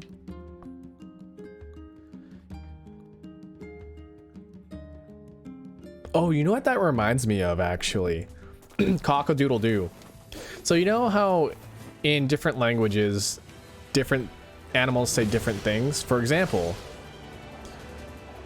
in English, a pig would say oink oink. But in Japanese, a pig would say buhi buhi. A chicken in English would say cock-a-doodle-doo. In French, a chicken would say cocorico. Cocorico. Yeesh. And that's like Cocorico Village. It fucking blows my mind. In French, turkeys go glue glue glue glue. Google. Turkeys say Google in French. Kikiriki? Huh? What's that? Takanashi Kiara? Hey Bam, welcome.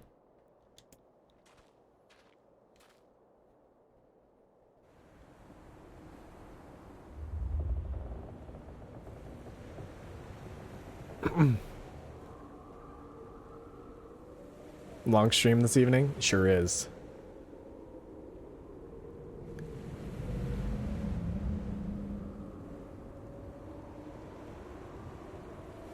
Is literally the German chicken onomatopoeia. Kikiriki. Takanashi Kiara. Takanashi Kiara.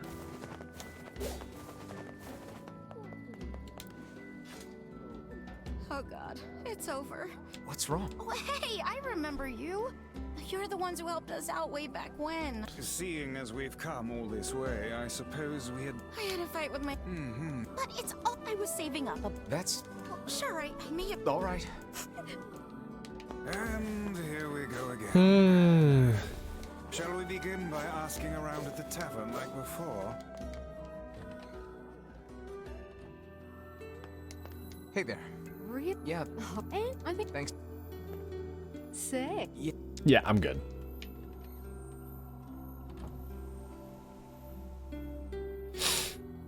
More cutscene? More cutscene?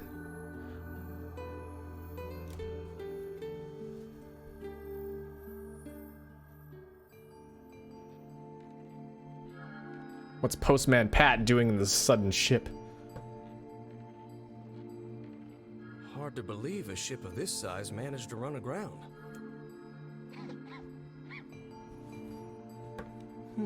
What was that? What was that noise? Hey, is someone there? Okay, I definitely heard someone cough just now. Maybe it's one of those kids from town? But where are they?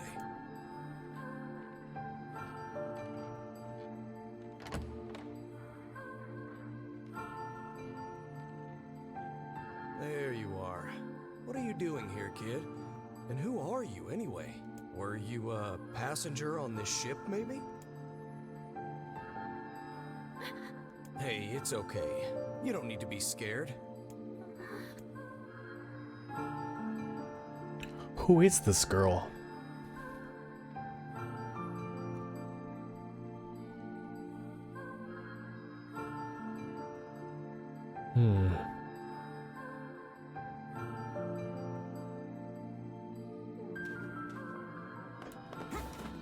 To think that couple's petty squabbles have become something of an attraction for the locals. Doesn't surprise me in the least. Seeing people like that puts a little spring in your step, you know? You humans truly are a maddening bunch. Such buffoonery does little more than wear this old tome out. I'm really... if it weren't for the travel, I'd be like, ah.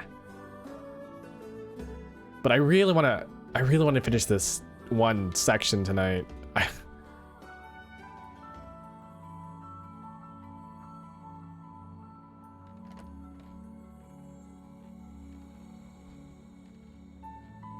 Hey there. How you feeling? Well, your cough seems better at least.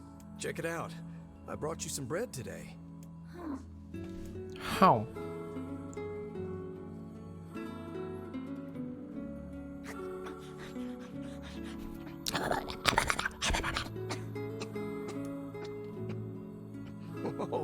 easy there. Jeez, you must have been starving. Well, look, no one's gonna take this from you, so just take it easy so you don't choke on it, okay? So, what were you doing on this boat, kid? Actually, scratch that. First things first. I can't just keep calling you kid. You got a name?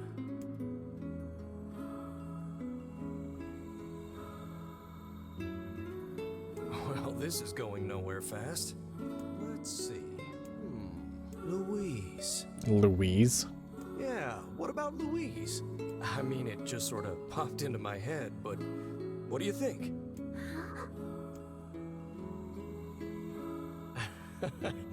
Guess you're okay with it. Well, it's nice to meet you, Louise. Nice to meet you, Louise.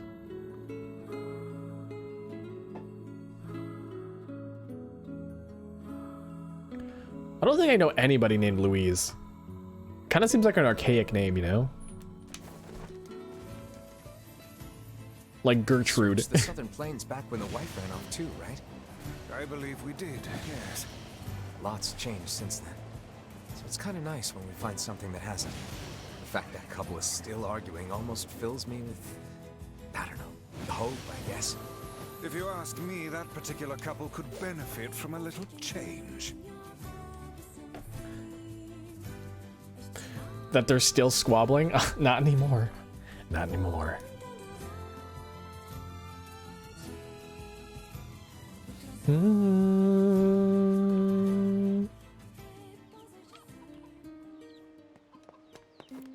Oh, hey. You're related to the... Yeah. A shame. Not a clue. Oh, that's... Oh, but the last time I did see him, he said something about using his ferry to deliver letters. I guess we just...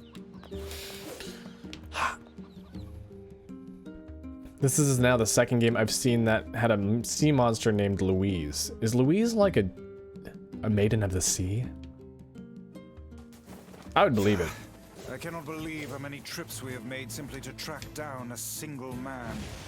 It's all right to do this kind of thing every now and then. Nope. I only pray this is not the calm before some manner of storm. You say there, lad, have you ever penned a missive? Have you ever... Oh, I think it said pegged a missive. No. I'm not big on writing. It always takes me forever to figure out. Have you ever pegged a missive? Like a pegged a submissive? I'm sorry, you can cancel me now.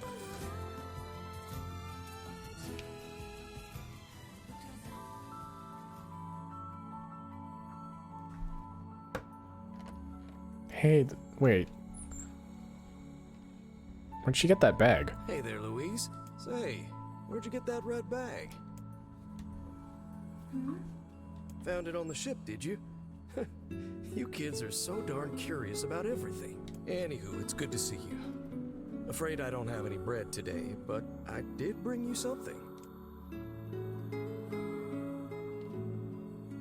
Here, it's a ribbon. Let me tie it in your hair for you.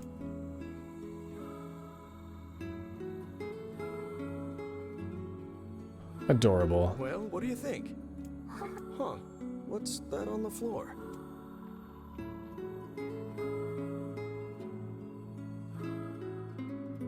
Oh, it's a mirror. Well, that's a stroke of luck. Let's go ahead and check out. If you go over there where it's brighter, you'll be able to see yourself more clearly.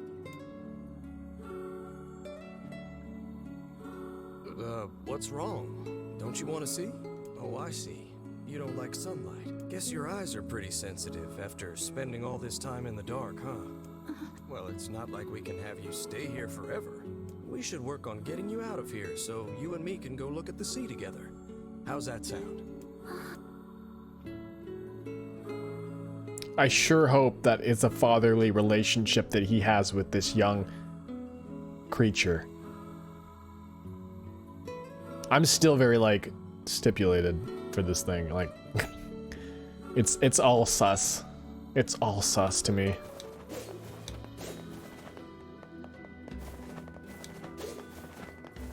Where did that enormous ship even come from?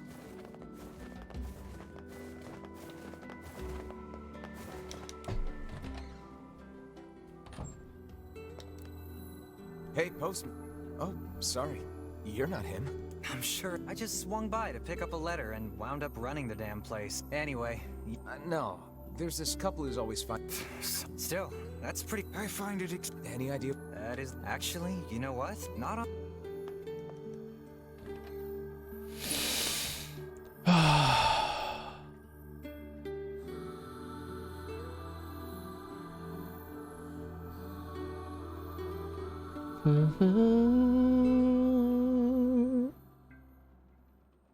Whoa, it's more color.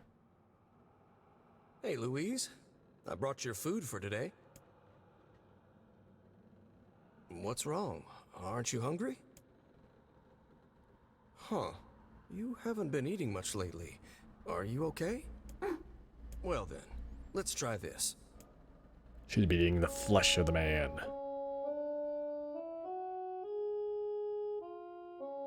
Man, I wish I sounded like a MIDI player.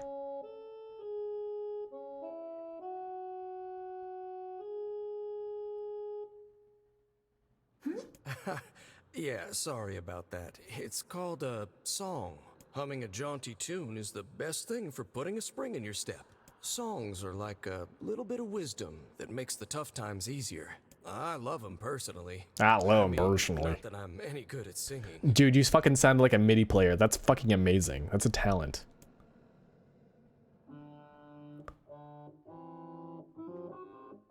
She also sounds like a MIDI player. Whoa, your voice is a bit rough there, but you're actually pretty good. You know, I knew someone who lived in the town lighthouse before she died. She used to hum this same song a lot. I heard it every time I stopped by to deliver something, and I guess it just kind of stuck. Of course, that was quite a while ago.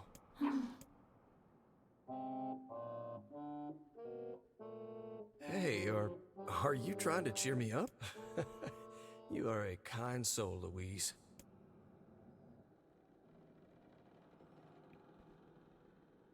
Honk honk.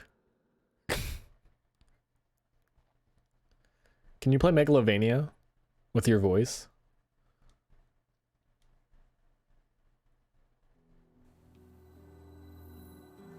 I'm sensing some really weird magic going on here, Sunshine. You feeling it too? Yeah. Is it a shade? Are you actually trying to think something through rather than just jumping in and killing? What's wrong, Kaine? Nothing. It's just... I'm sensing a presence from seafront. Something like a shade. A shade in the town? That's not good.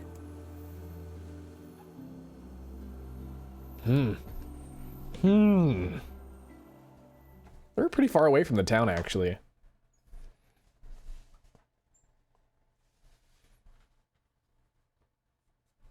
I don't want to go through that whole ship again. A shipwreck, is it? I suppose we might as well investigate, seeing as how we lack any other tenable leads. Right. Let's head for the inlet. Kaine. Emil.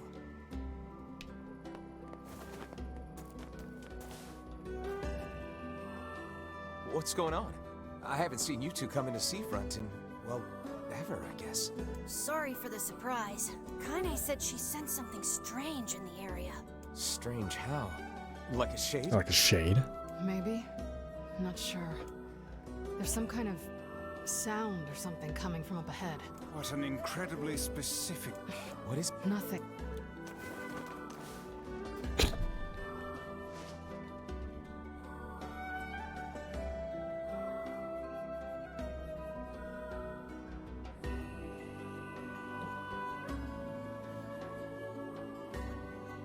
The beach shipwreck. Wow. Amazing. Beautiful. We're gonna need to figure out some way to get inside that thing. This ship is in a state of wanton decay. Surely we can find a hope. These... We can probably... I'm worried.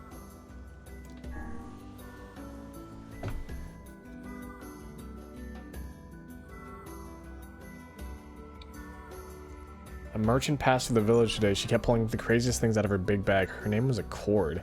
Should I know that name? I feel like I should. So, we're were you able to write that letter? You know, now that I've taught you how. Oh, she's bleeding. Not yet, huh? Well, there's certainly no reason to rush. You know, it makes me happy that you've taken such a shine to me. First time we met, I didn't have the foggiest idea what was going on in that head of yours. So, hey, I've been thinking. How about you come live with me? Okay, thank God. Thank God. Thank God. Not into it, huh? Guess I should have figured. I'm sad to hear it, but it's your choice. I wonder if the JP version was any different. I'm questioning it now. I'm questioning it. Huh? The floor's wet. Wait, is this blood? Oh dear. Are you... That's a lot of blood. That's a lot of blood for what he thinks it is. Oh, baby, that is one hell of a smell. We got something real nasty nearby, eh, Sunshine? Come on, don't tell me you ain't picked up on it yet. You of all people gotta know what this smell means. This ship is in poor condition indeed. Do try not to thrash about and bring its... You sure you're all right, Kaine? You really Hey, I've got an idea. Sure. Sounds good. The meal... Oh boy. Let's do this. This place is pretty gloomy. I'm having a hard time imagining any townsfolk hanging around here. We require... Well, as we've no other leads, let the search begin. Look there. And there's still oil in that. Nice.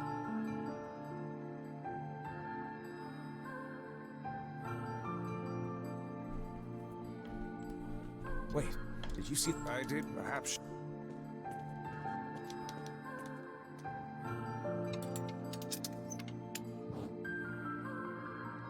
Weird. This was so much scarier the first time around. What is with this ship anyway?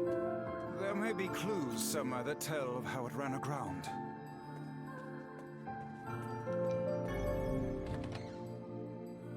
It looked then back.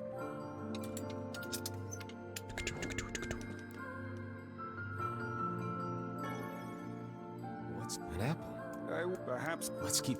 That's an apple. Whose apples are these? Fuck, that scared me actually. Sounds like it can't.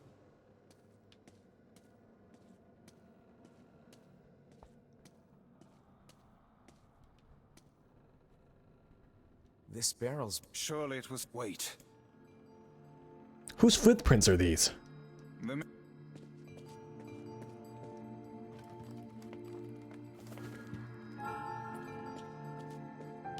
Did you see... A shame... Hang on.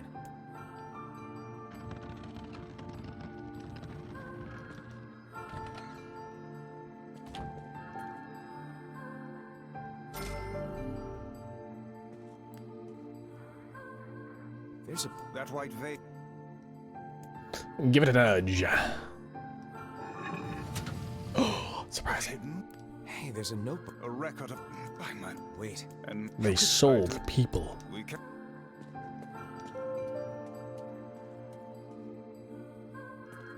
These... And I wait. Those... the... Mwah.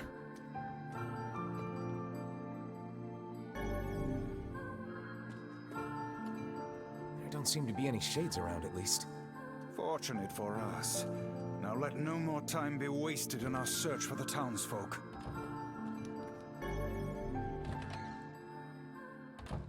The white trap. Wait.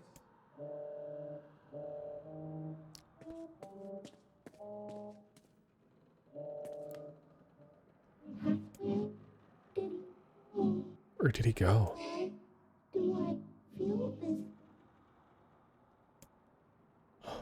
Whatever that sound was. This is a voice. Which means the girl... Hold a moment. Yes. This pipe connects to a cabin in the... We can listen.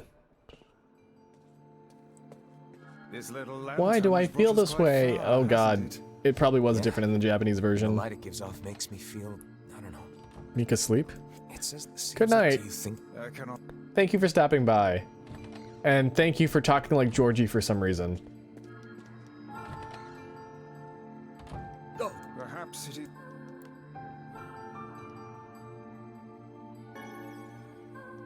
Just how. Hold on, I didn't check what's Should in we not here. be heading farther in?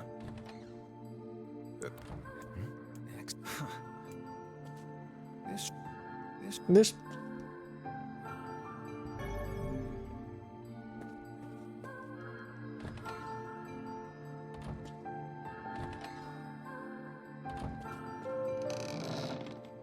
Vice? I think the floor is... Speak to me, lad. Are you hurt? I can't... The lantern... Alright, gotta find the lantern now. Somewhere around here. Should be over on this side, actually. There it is. Vice, that's... About...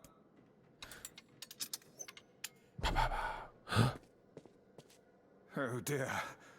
Look, they are all... Why you got... Pull yourself... I won't... That's enough.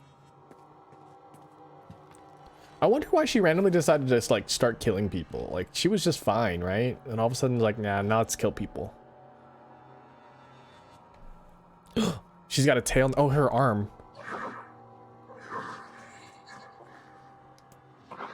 Did he leave because of this body? I just want to be able to talk with him. I don't want him to be afraid of me. I don't want him to hate me. I want to maintain a human form. I want to look at the sun with my own eyes. I want to sing beautiful songs.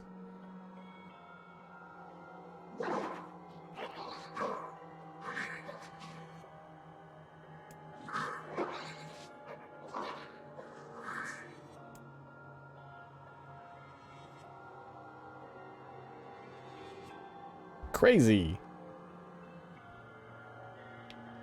Hey. Did we ever? But Yeah. A little, yeah. Good. jeez. Tell me, Kat. It's on the floor. I fear. Oh. Oh. They... Oh man, that smell is getting ripe. How you feeling there, sunshine? Not great. Can't you tell?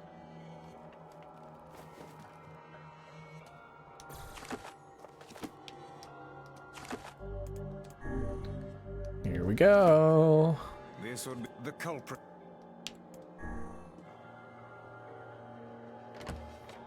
Niraki.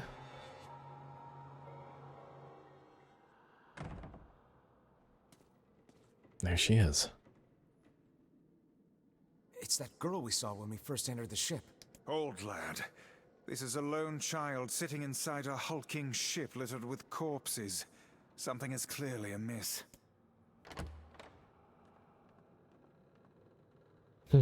There. Oh man, this shade is nuts. I think I'm in love. You can feel her power hanging in the air, and she ain't even trying yet. Things are finally heating up. Huh? Could this girl be the presence you sensed, Kaine?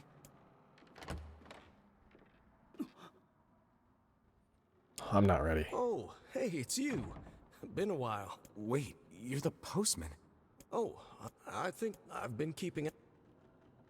Hey, so this is kind of awkward, but the girl is, you know, bleeding. Bleeding? I brought a bunch of bandages with me, but, well, how exactly does one deal with a woman's time of the month? Sorry. Clearly crossed a line there.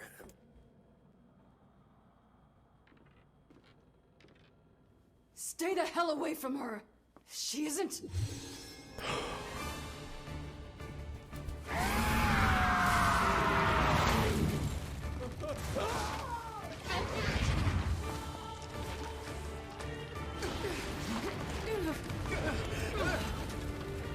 Oh, this is gonna get real sad real quick, isn't it? Because I realize what happens in the middle of this fight.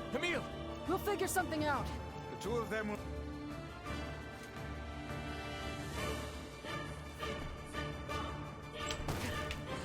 ship very much. Shit!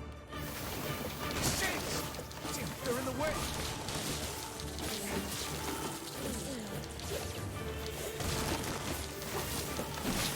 Looks like we can get out through that hole up there.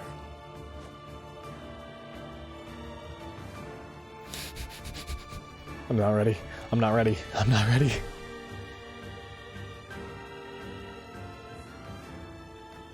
And like they get out like so simply. Ooh. Hi, friends. Glad you two made it. Yeah, we're good. We better go. No shit. We should use.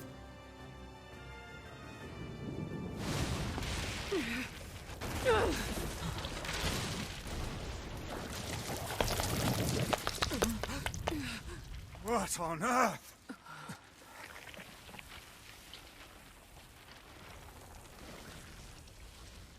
I like its teeth.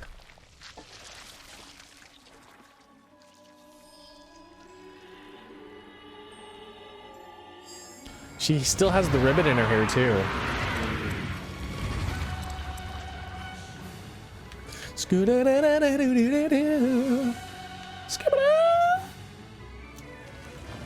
Why isn't this shade being hurt by the sun?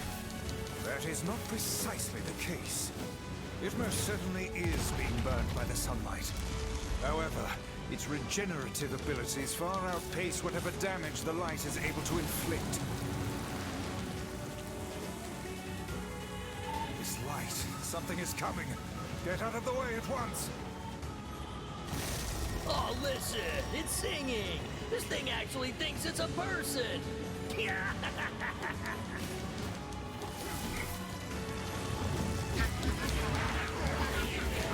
Didn't matter how many people I ate. I was never satisfied. Oh no. I don't know where the singing lessons came from, but I do know it's sure as hell trying to eat us. I wonder where that it got the idea that eating people would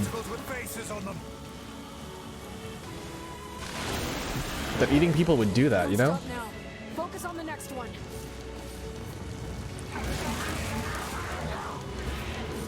Nobody ever helped me. He was the only one who was ever kind to me. He taught me what kindness is. Detroit, become human.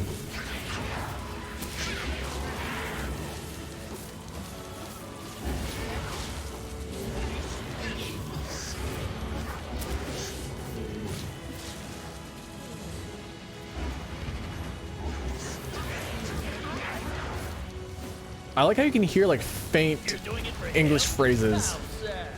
How precious.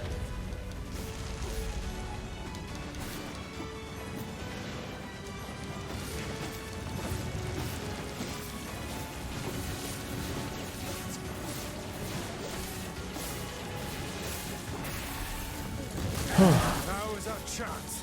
Attack with all that you have. Here we go.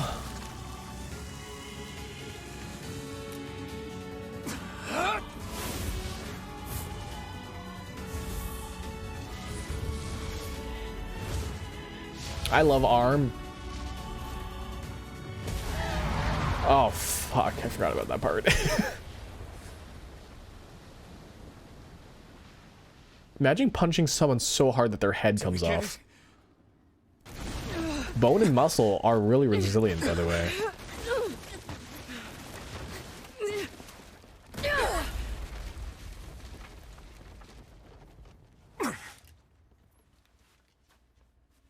Oh hell, that thing's huge.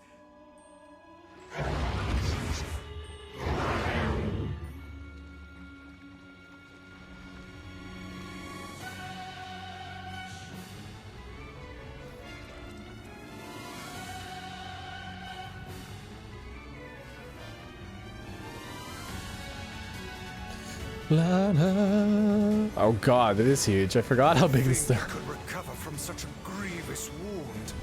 Ordinary attacks aren't gonna do shit against this thing.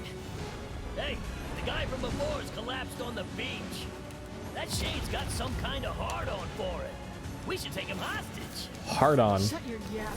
I'm not Oh, in the God. business of using my blades on people.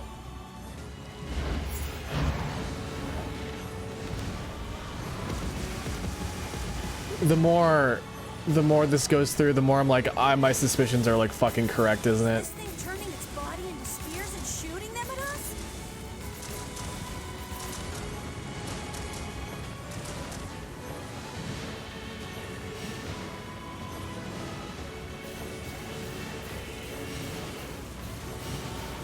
Oh god.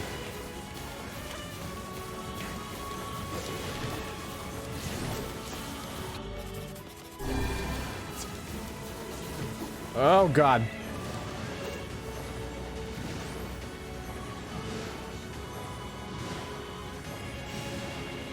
Fine then. I guess we'll all just sit around a campfire and sing songs until we get murdered. God damn it.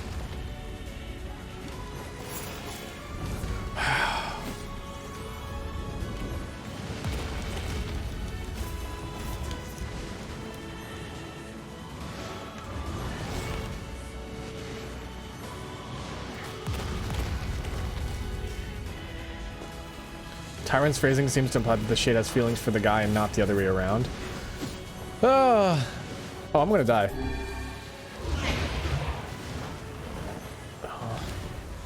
I'm just hoping that it's not that. I really am just hoping that it's not that. Spears flying our way is increasing.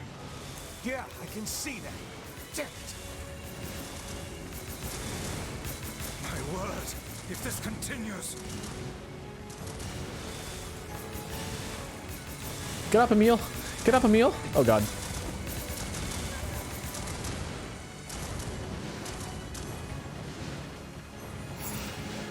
Hey, over here!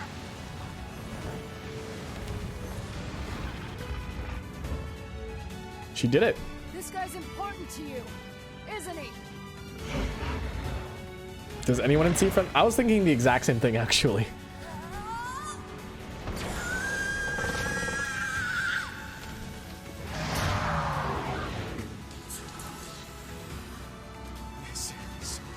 Here and now.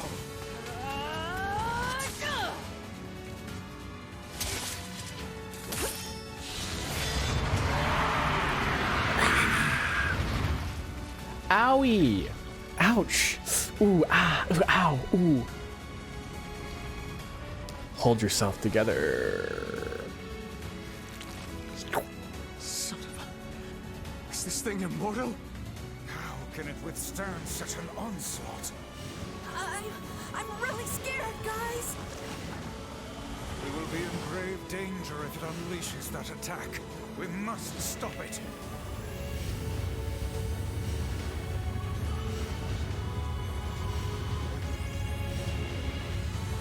Oh, it looks like I'm able to outpace it this time.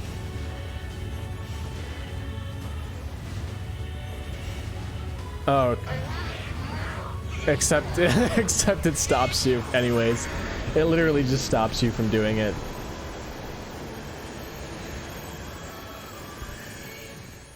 I was hoping to sequence break there.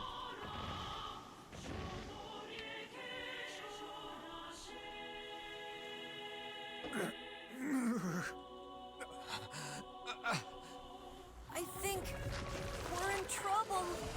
What the hell are you doing? Stop him already! My body won't... Damn it! Fuck! Fuck.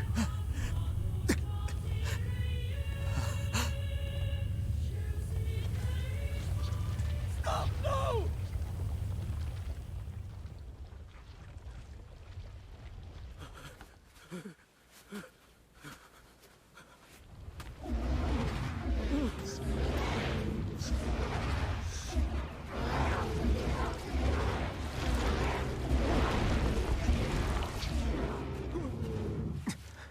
What are you doing? You're gonna get yourself killed.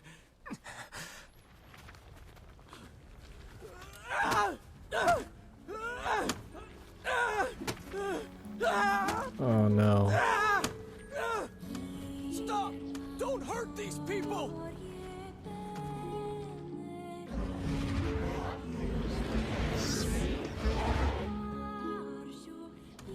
So you've been lying to me this whole time?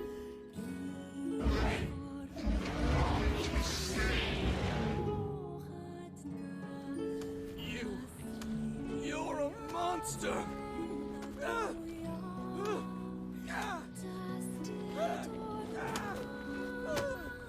It stopped. Focus on the source of its magic. Aim for the head.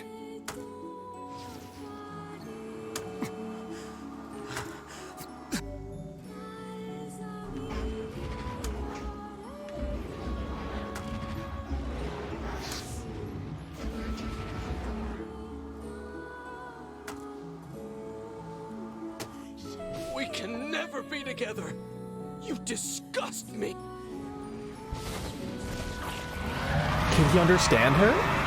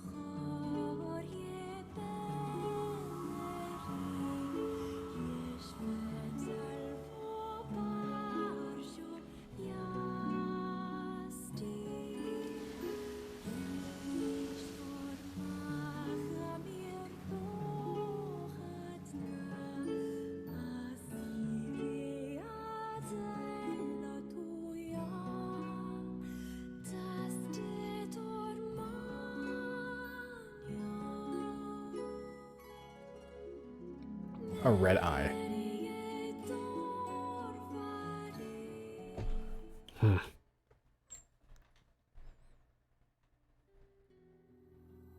Thanks. You really saved our bacon. You've all done so much for me. Offering a little refuge is the least I can do. I don't have the word. We all knew but I never imagined I would. The fault lies with that foul. Alright, well, there's someone. Fair enough. Hey! Wait, is he up? Come on! Your husband. We tracked him down. No, big Pinky.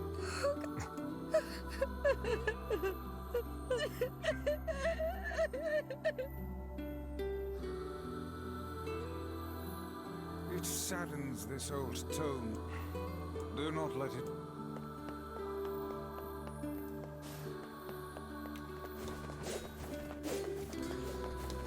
I'm just gonna make my way back to town. Damn.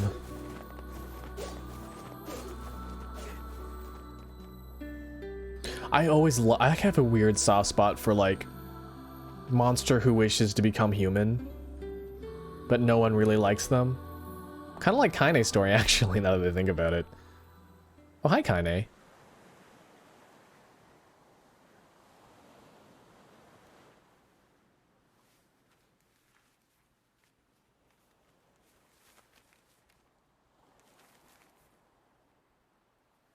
The hell's this, Sunshine? A letter. That thing wrote it for the postman. Ha! Man, that is some grade A chicken scratch. She probably copied the letters as best she could.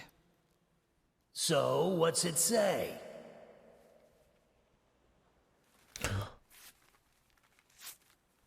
I think our friend's gonna wake up soon. Let's go.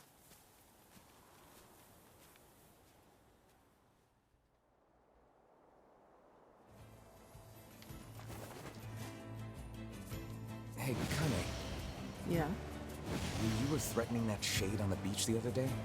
How did you know he was trying to protect the postman? Just a feeling, I guess. Alright.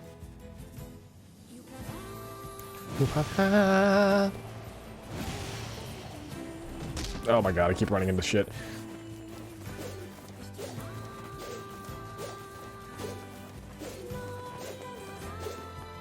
They weren't able to add Witch's Sabbath and the red and the black to the game.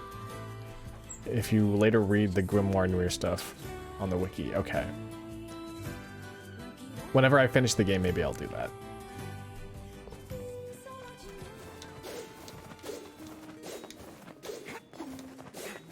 Ooh, I want to get some more meat and potatoes. I want to know what's going on.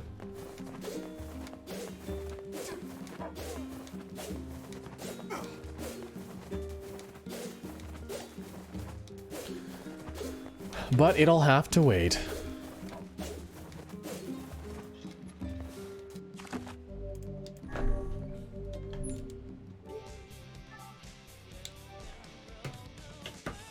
All right. Let's mosey on back, shall we? Thank you guys for joining so much. I appreciate you guys being here. So today we made karaoke. We did the karaoke incentive. So thank you guys for donating all your channel points and supporting the channel by doing so. I really, really appreciate it. It actually blows my mind that you guys were able to make it within like the first week and a half, I think. Hold on, let me see exactly how many days it took you guys to do that. I don't even know how many. Oh, hi doggy. Yeah, I don't know how quick you guys did it, but you did it, and that means that within the next month or so, hopefully soon, we are going to do another karaoke night. So thank you guys. We're going to be doing more NieR later this week on Friday if you guys want to catch more NieR. So yeah, Friday is their NieR day.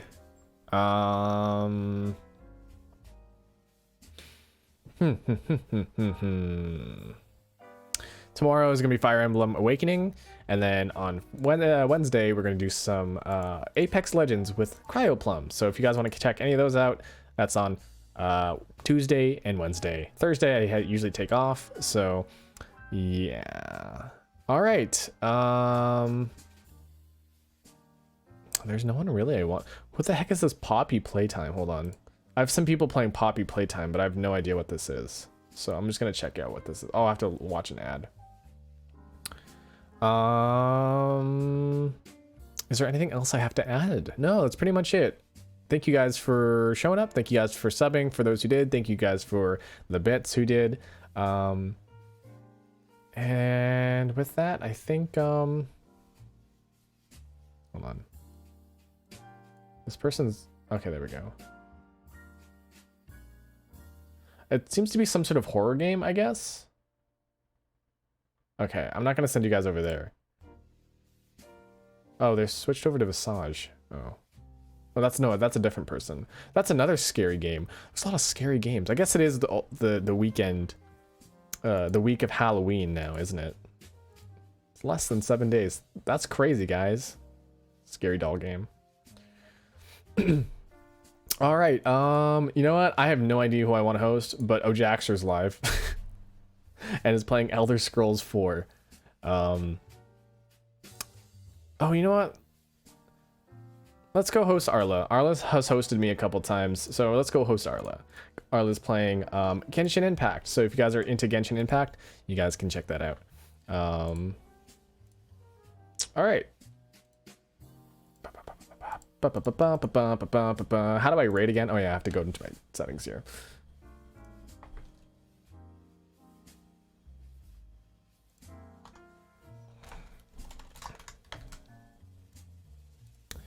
All right, guys. Thank you so much for joining. I have no idea what time it is for you guys. I just hope that it's a good time. Have a good, everybody. Have a good.